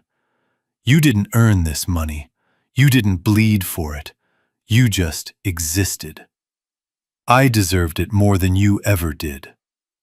The cruelty of it, the sheer entitlement, was the final nail. "That is enough," I said, my voice low and dangerous. The police chief nodded to his officers. "Take them." The handcuffs came out. The sound of ratcheting steel echoed in the silent room. Liam fought then. He tried to throw a punch, a wild, desperate swing aimed at the detective. The detective didn't even flinch. He sidestepped, grabbed Liam's arm, and slammed him face first into the table, where the legal documents still lay unsigned. The crystal vase of flowers shattered, water and petals spilling over the paperwork, soaking the power of attorney forms that would have signed my daughter's life away. "Get off me!" Liam screamed, thrashing as they hauled him up. "Get off me! I am rich! I have rights!" "You have the right to remain silent," I said, stepping over the broken glass. "You have the right to an attorney, and God knows you are going to need one." Patricia didn't fight. She went limp, putting on a show of fainting, trying to play the fragile woman card one last time. But the female officer who grabbed her didn't buy it. She hauled Patricia up by her armpits, dragging her towards the door, her emerald dress trailing on the floor like a snakeskin. As they dragged them out, past the silent, staring guests, past the forensic accountant who was already on her phone, freezing their assets, past the judge who had signed the warrants, Liam looked back at me. His eyes were wide, filled with a dawning horror. He realized in that moment that he hadn't just lost the money. He hadn't just lost freedom. He had been outplayed. He had been beaten at his own game by the man he had mocked. How he whispered, "How did you know?" I leaned in close so only he could hear. "Because I built this city, son," I said. "I know how to spot a crack in the foundation. And you are nothing but a hairline fracture." They dragged him out. The heavy oak doors slammed shut behind them, sealing the tomb on their ambitions. The room was silent for a heartbeat. Then it erupted into a low murmur of shock and conversation. The guests, the real ones, and the plants were all talking at once, processing the theater they had just witnessed. But I didn't care about them. I turned to Sarah. She was sitting in her wheelchair, trembling violently, her hands clutching the armrests, her face a mask of devastation. The drugs were still in her system, making her sluggish, but the adrenaline of the trauma was fighting through. She looked at me, her eyes filled with a mixture of confusion and heartbreak. "Dad," she whispered. I dropped my cane, letting it clatter to the floor. I didn't need it anymore. I fell to my knees beside her wheelchair, ignoring the pain in my old joints. I took her hands in mine. They were cold, but they were alive. "I am here, baby," I said, my voice cracking. "I am here. I got them. They can't hurt you anymore." She looked at the screen where the photo of the poisoning was still projected, then back at me. "He was killing me," she said, the realization hitting her in waves. "He was actually killing me." I pulled her into my arms, hugging her fiercely, burying my face in her shoulder. I felt her sob, felt her body shake with the force of her grief. "I am so sorry, Sarah," I whispered. "I am so sorry I let him in. I am so sorry I didn't see it sooner." She clung to me, her fingers digging into my jacket. "You saved me, Dad," she sobbed into my chest. "You saved me." Sullivan walked over, placing a hand on my shoulder. "Howard, the paramedics are here. They need to take her. We need to start the chelation therapy immediately to get the metals out of her system." I nodded, wiping my eyes. I stood up, lifting Sarah effortlessly out of the wheelchair. She was so light, too light from the weeks of sickness. I carried her towards the door, ignoring the wheelchair, ignoring the stairs. "Make way," I commanded the room. The crowd parted. I carried my daughter out of the ballroom, out of the house that had almost been her coffin, and into the cool night air. The ambulance was waiting, lights flashing blue and red against the facade of my home. As they loaded her onto the stretcher, she reached out for my hand. "Don't leave me," she whispered. "Never," I said, climbing into the back of the ambulance beside her. "I am not going anywhere." As the doors closed and the siren wailed, I looked back at the house. The lights were still on. The party was effectively over, but the cleanup was just beginning. I thought about the $20 million. It was still safe, still hidden. But tonight, it felt worthless.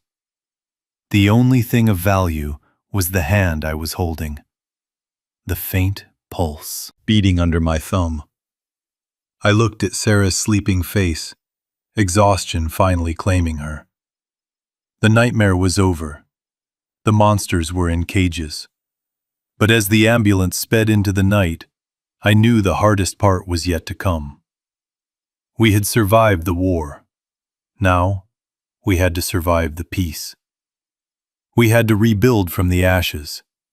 And I promised myself right then and there that I would build her a fortress that no wolf could ever breach again. Not with money, but with truth. The room did not just gasp, it recoiled.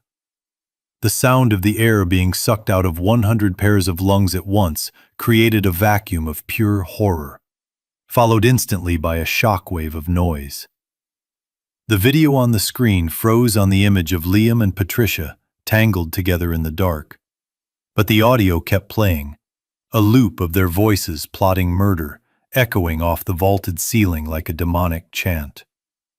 Patricia was the first to snap.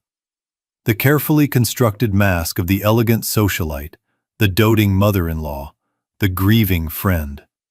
It all shattered in a split second, revealing the cornered animal underneath. She let out a shriek that didn't sound human. It was a guttural tear of vocal cords, a sound of pure, primal denial. She didn't run towards the exit. She ran towards the truth, trying to kill it. She scrambled up the steps of the small stage, her heels slipping on the polished wood. Her face contorted into a rictus of madness. She lunged at the projection screen, grabbing the heavy fabric with her manicured claws. "Turn it off!" she screamed, tearing at the material. "Turn it off! You are lying! It is all lies!" She ripped the screen, pulling it down from its frame. The vinyl shrieked as it tore the image of her own betrayal, distorting and crumpling. But the projector was still running, beaming the evidence onto the wall behind her, onto her own thrashing body. The incriminating photos were now projected directly onto her skin, branding her with her own sin. Liam stood frozen by the table, his face draining of blood until he looked like a wax figure melting under the heat of the spotlight. He looked at Patricia thrashing on the stage. Then he looked at me. And then his eyes darted to the glass of sparkling cider I was holding. The evidence. The murder weapon. The smoking gun. He realized in that second that as long as I held that glass, he was a dead man walking. If he could destroy it, if he could claim I spiked it later, if he could just make the liquid disappear, he might have a sliver of a chance. "Give me that!" he shouted, lunging at me with a desperation that gave him a sudden, terrifying speed. He didn't try to hit me.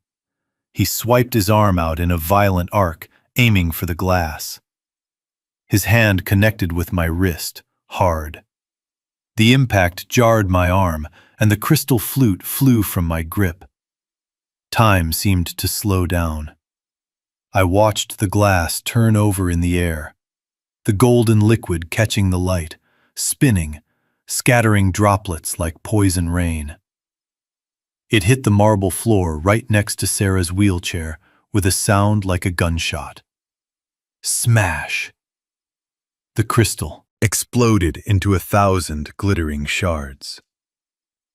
But it was what happened next that made the entire room freeze. The liquid didn't just pool.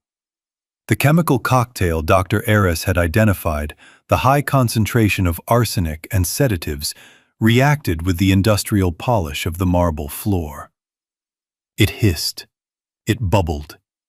A thick white foam erupted from the puddle, spreading rapidly like a living thing, sizzling as it ate into the finish of the stone. The sound was unmistakable, the hiss of a chemical reaction. The smell of bitter almonds and burning chemicals wafted up, pungent and acrid. Liam stared at the white foam, his mouth opening and closing silently. He had destroyed the glass, but in doing so, he had revealed the potency of the weapon. The sight of that bubbling toxic sludge just inches from his wife's feet was more damning than any lab report could ever be. And that was the moment Sarah came back to us. The crash of the glass seemed to snap something in her brain. The adrenaline of the chaos pierced through the fog of the sedatives. Her head jerked up. Her eyes, usually so dull and swimming, widened with a sudden terrifying clarity. She looked at the white foam sizzling on the floor. She looked at the hem of her wedding dress, where a single drop had landed, leaving a small black burn mark on the silk. She realized with a jolt that nearly knocked her out of the chair that the burning liquid was meant to be inside her. It was meant to be in her stomach, stopping her heart. She looked up at Liam. It wasn't a look of confusion anymore. It wasn't the look of a lovesick girl. It was the look of a victim, realizing she has been sleeping with the enemy. The veil was lifted. She saw the sweat on his brow, the cruelty in his mouth, the sheer panic of a predator caught in a net. "You," she whispered. Her voice was raspy, a broken thing, but in the silence of the room it carried like a bell. Liam took a step back, holding his hands up as if to ward off a blow. "Sarah, wait," he stammered, his charm failing him, his voice cracking. "It is not what it looks like. Your father, he is crazy. He put something in the glass. He is trying to frame me." Sarah gripped the armrests of her wheelchair. Her knuckles turned white. She pushed herself up. Her legs were weak, trembling violently from weeks of muscle atrophy and poison, but her will was made of iron. She fought gravity. She fought the drugs. She stood. The room watched breathless as the bride rose from her chair like a revenant. "Liar," she hissed. The word wasn't loud, but it had the weight of a tombstone. Liam flinched. "You have to listen to me, baby," he pleaded, reaching out a hand towards her. "Don't touch me," Sarah screamed. The scream tore through her throat, raw and agonized. It was the sound of a heart breaking and hardening in the same instant. She swiped his hand away with a strength I didn't know she had left. "I saw you," she cried, tears streaming down her face, mixing with the sweat of her fever. "I saw the way you looked at me when you gave me the tea. I saw it. You wanted me to drink it. You were watching me wait to die." Liam shook his head frantically. "No, no, I love you. Love." Sarah laughed, a jagged, hysterical sound. She pointed a shaking finger at the screen where the projector was still casting the image of him kissing Patricia onto the back wall. "You love her. You love my money. You never loved me. I was just a paycheck to you." The guests finally found their voices. The shock broke, and a wave of outrage swept through the room. It started as a murmur and swelled into a roar. People were shouting, pointing, surging forward. The elite of the city, the judges, the bankers, the socialites. They were witnessing a crime so vile it offended their very souls. "Monster!" someone shouted. "Call the police!" another voice cried out. "They are already here," I boomed, my voice cutting through the din. I pointed to the waiters who were now shedding their jackets, revealing the badges and holstered weapons beneath. The room realized with a collective jolt that this wasn't just a dinner party. It was a sting. It was a trap. And it had snapped shut perfectly. Patricia, who had been tearing at the screen, slumped to the floor of the stage, sobbing. Not with remorse, but with the realization that her life of luxury was over. She looked out at the sea of hostile faces, at the police moving in, and she curled into a ball, trying to hide from the light.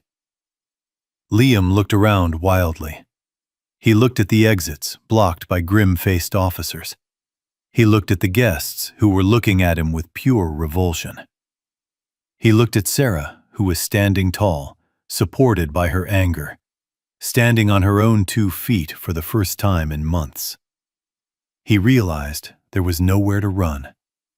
He realized the game was up. And in that moment, the handsome, charming entrepreneur vanished, and the coward appeared.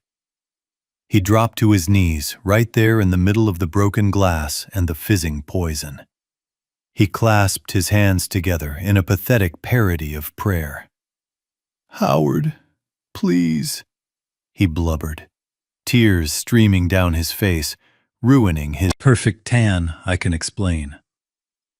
It was her. It was all Patricia. She made me do it. She is the mastermind. I just wanted to make you happy.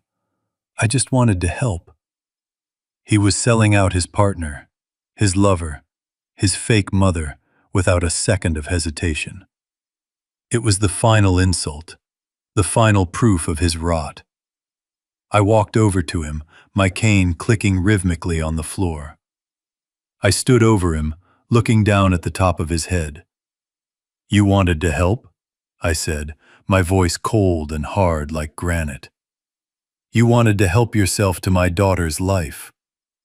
I turned to the police chief, who had stepped out from the shadows, handcuffs gleaming in the stage lights. "Get this trash out of my house," I said. As the officers moved in, hauling Liam to his feet, as Patricia was dragged screaming from the stage, as the guests watched in a mixture of horror and vindication. I didn't watch them go. I turned my back on them. I walked to my daughter. She was swaying, her strength fading as the adrenaline crashed. But I was there. I caught her before she fell. "I have got you," I whispered, holding her up. "I have got you." And as the chaos of the arrest swirled around us, the only thing that mattered was the steady beat of her heart against my chest, loud and strong and alive. The click of the handcuffs never came. In the split second before the metal ratchets could lock, Liam exploded with the manic energy of a cornered rat. He didn't care about the law anymore. He didn't care about the money. He only cared about hurting the people who had destroyed his illusion. With a primal scream, he threw his weight backward, slamming his elbow into the gut of the officer behind him. The cop grunted and stumbled, his grip loosening just enough. Liam didn't run for the door. He knew the exits were blocked. He lunged toward the table where the ruined legal documents lay soaking in flower water. His hand scrabbled across the wet surface and closed around the handle of the silver fruit knife that had been placed there to cut the celebratory pears. It was a small blade, only 4 inches, but it was serrated and sharp enough to open a throat. He spun around, his eyes wild, his teeth bared. He wasn't looking at me. He was looking at Sarah. She was standing there, weak and trembling in my arms, the perfect target for his final act of spite. "If I am going down," he shrieked, lunging forward. "I am taking this bitch with me!" The guests screamed and scattered like a flock of terrified birds. The police chief shouted a warning, reaching for his service weapon, but he was too far away. Liam was 5 feet from us. 4 feet. The knife glinted under the chandelier lights, aiming for my daughter's chest. In that fraction of a second, the last vestiges of the frail, sick old man I had pretended to be evaporated completely. The tremors vanished. The stoop in my spine disappeared. I wasn't Howard Bennett, the retired architect. I was Sergeant Bennett, 3rd Battalion, 5th Marines. I didn't panic. I didn't freeze. My body reacted with a muscle memory that had been dormant for 50 years, but never forgotten. I shoved Sarah behind me, using my body as a shield. At the same time, my right foot lashed out, hooking the heavy hickory cane I had dropped on the floor moments earlier. I kicked it up into the air. My hand snatched it out of its arc with a snap. This wasn't just a walking stick. I had modified it myself. The core was solid steel rod, encased in wood. It was a baton. It was a bone breaker. Liam was mid-lunge, committed to the strike. He thought he was attacking a helpless senior citizen. He didn't see the soldier until it was too late. I didn't swing wild. I stepped into his guard, pivoting on my heel. I swung the cane in a tight, vicious arc, putting the full weight of my hips behind the blow. The heavy brass head of the cane connected with Liam's forearm just below the wrist. The sound was sickeningly loud, a wet, dry crack that echoed through the silent ballroom like a gunshot. It was the sound of the radius and ulna snapping clean in two. Liam didn't even have time to scream before the pain registered. The knife flew from his useless hand, skittering harmlessly across the marble. His arm bent at a grotesque, unnatural angle. I didn't stop there. The momentum of the strike carried the cane forward. I reversed my grip and drove the brass head into his solar plexus. Liam folded in half, the air rushing out of his lungs in a wheezing gasp. He dropped to his knees, clutching his broken arm, his face turning a shade of purple. He looked up at me, his eyes bulging, filled with shock and agony. He tried to speak, tried to breathe, but all that came out was a gurgle. I stood over him, the cane resting on his shoulder, ready to deliver a third strike if he so much as twitched. My breathing was steady. My pulse was calm. "You forgot to check the background check, son," I said, my voice low and hard. "Semper Fi." The room was frozen in stunned silence. The elite of the city, who had only ever known me as the quiet man who grew roses, stared at me with open mouths. They had just watched a 70-year-old man dismantle an attacker half his age with the efficiency of a special forces operative. Then the spell broke. "Police, get down!" The officers swarmed. 3 of them hit Liam at once, pinning him to the floor. He screamed as they wrenched his broken arm behind his back to cuff him, but I felt no pity.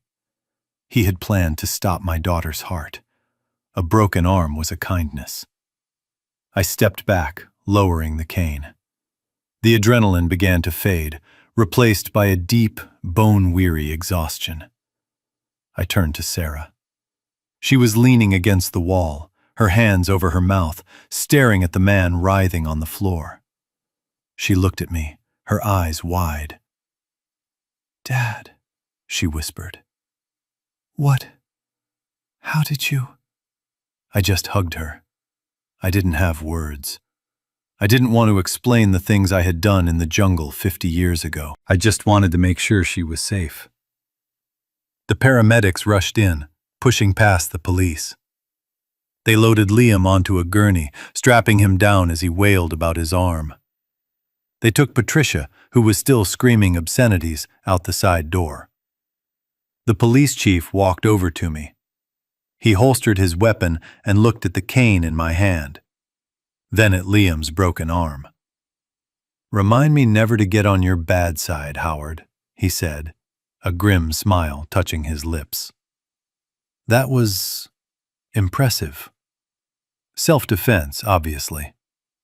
"Obviously," I said, leaning on the cane again, letting the old man persona slide back into place, though it didn't fit quite as well as before. He nodded. "Go with your daughter, Howard. We will handle the paperwork. These two aren't seeing the light of day for a long time." I watched them wheel Liam out. He turned his head, his eyes meeting mine one last time. There was no arrogance left, no greed, just fear. Pure, unadulterated fear. He had looked into the eyes of his prey and found a predator. I turned away. I was done with him. "Come on, sweetheart," I said to Sarah, guiding her toward the paramedics who were waiting to take her to the hospital for the detox treatment. "Let's get you out of here."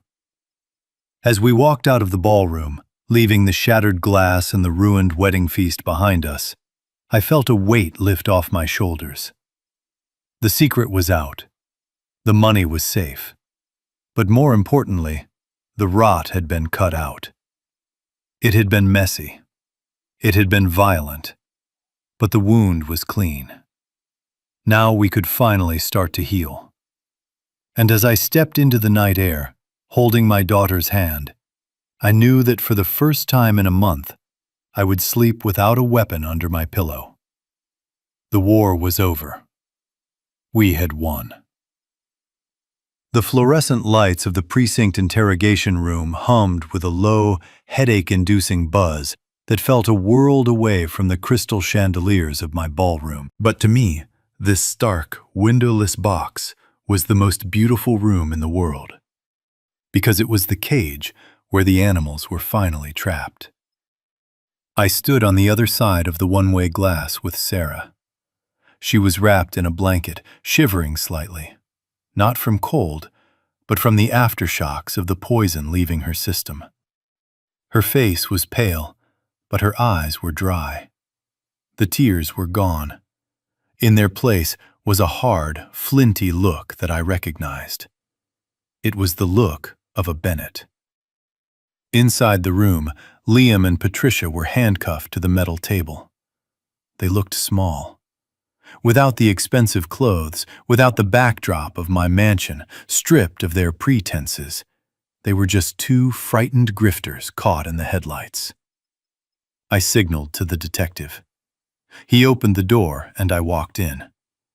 I didn't need the cane anymore. I walked in with the heavy, measured tread of a man who has come to collect a debt. I tossed a thick manila folder onto the metal table. It landed with a heavy slap that made them both jump. "The game is over," I said, my voice echoing off the concrete walls. "And so are the characters you played." Liam looked up at me, his eyes red-rimmed and desperate. "Howard, please," he rasped. "We can make a deal. I can explain." "There is no Liam," I cut him off, opening the folder. "And there is no Patricia." I pulled out a mugshot. It was 5 years old, but the face was unmistakable. Patricia looked younger, harder. Her hair dyed a cheap blonde, holding a booking slate that read, "Brenda Vance." "Brenda Vance," I read aloud, savoring the syllables.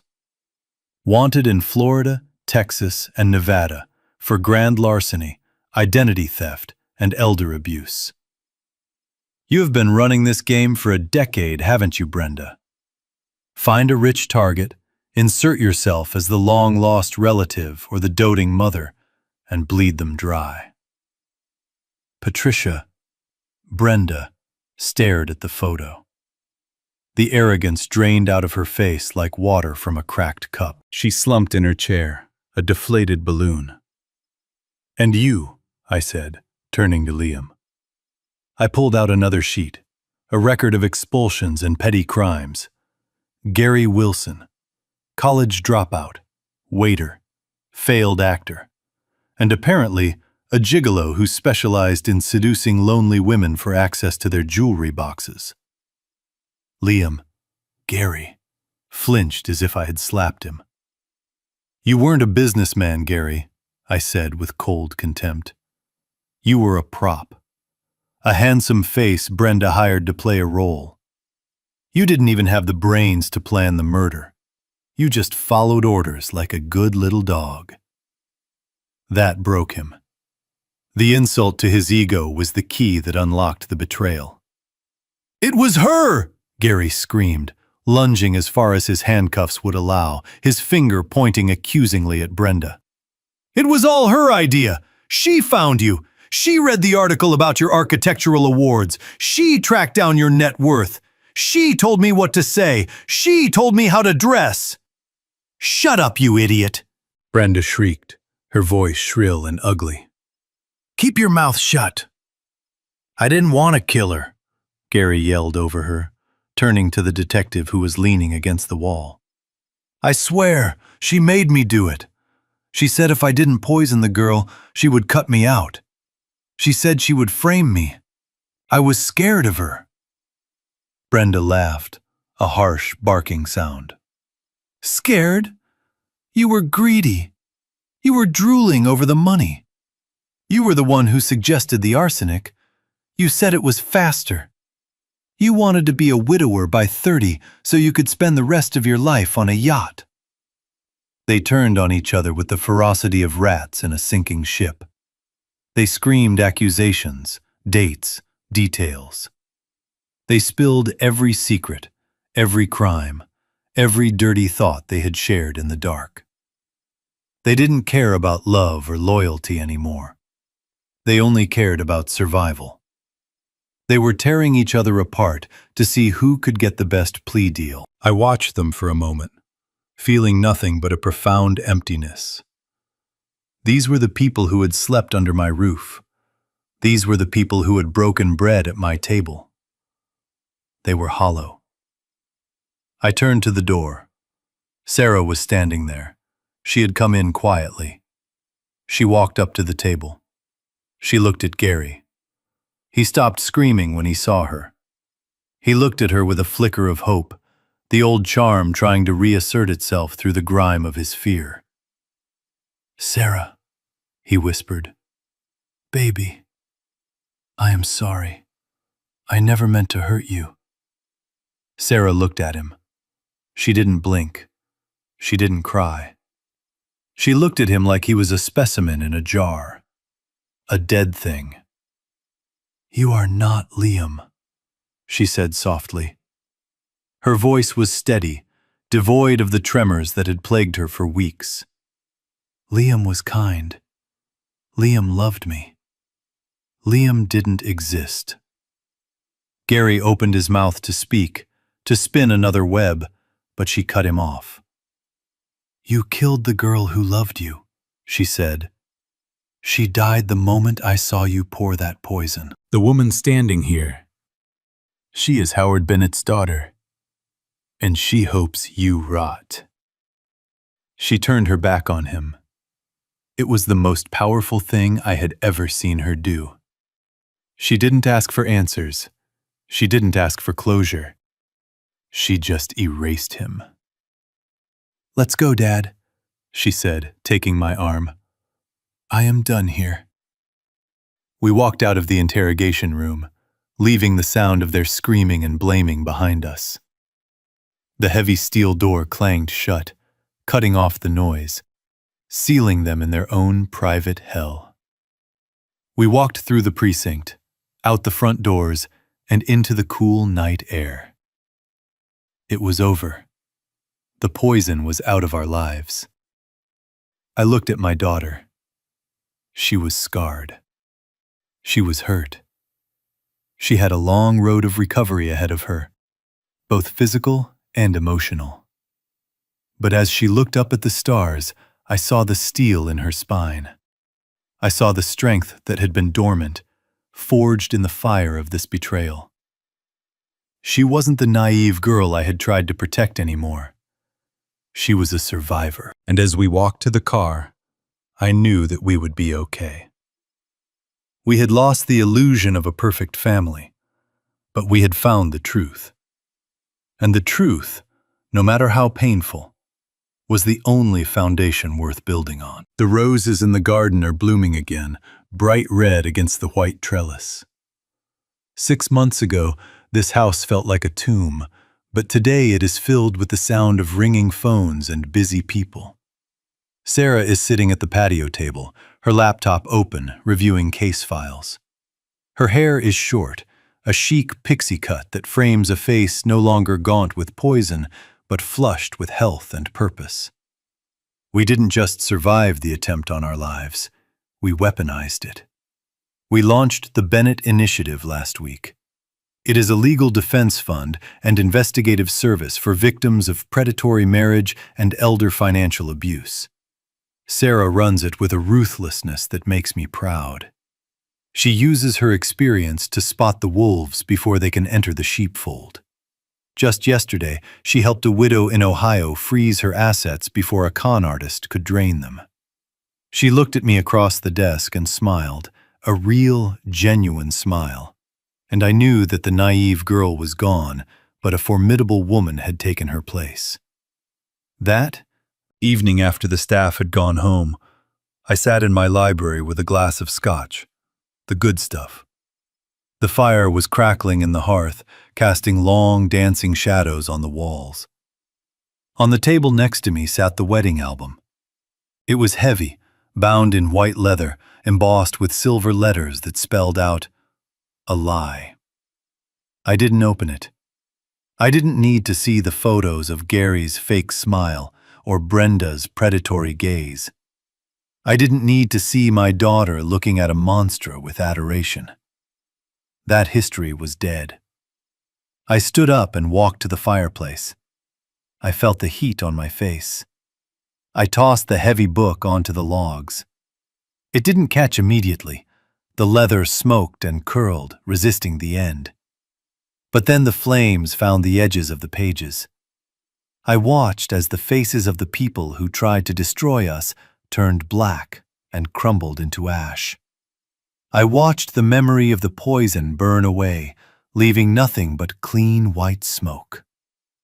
I looked up at the portrait of Catherine hanging above the mantel. Her eyes seemed to sparkle in the firelight. "I kept my promise, Kate," I whispered. "She is safe, she is strong, and she knows the truth." I finished my drink, feeling the warmth spread through my chest.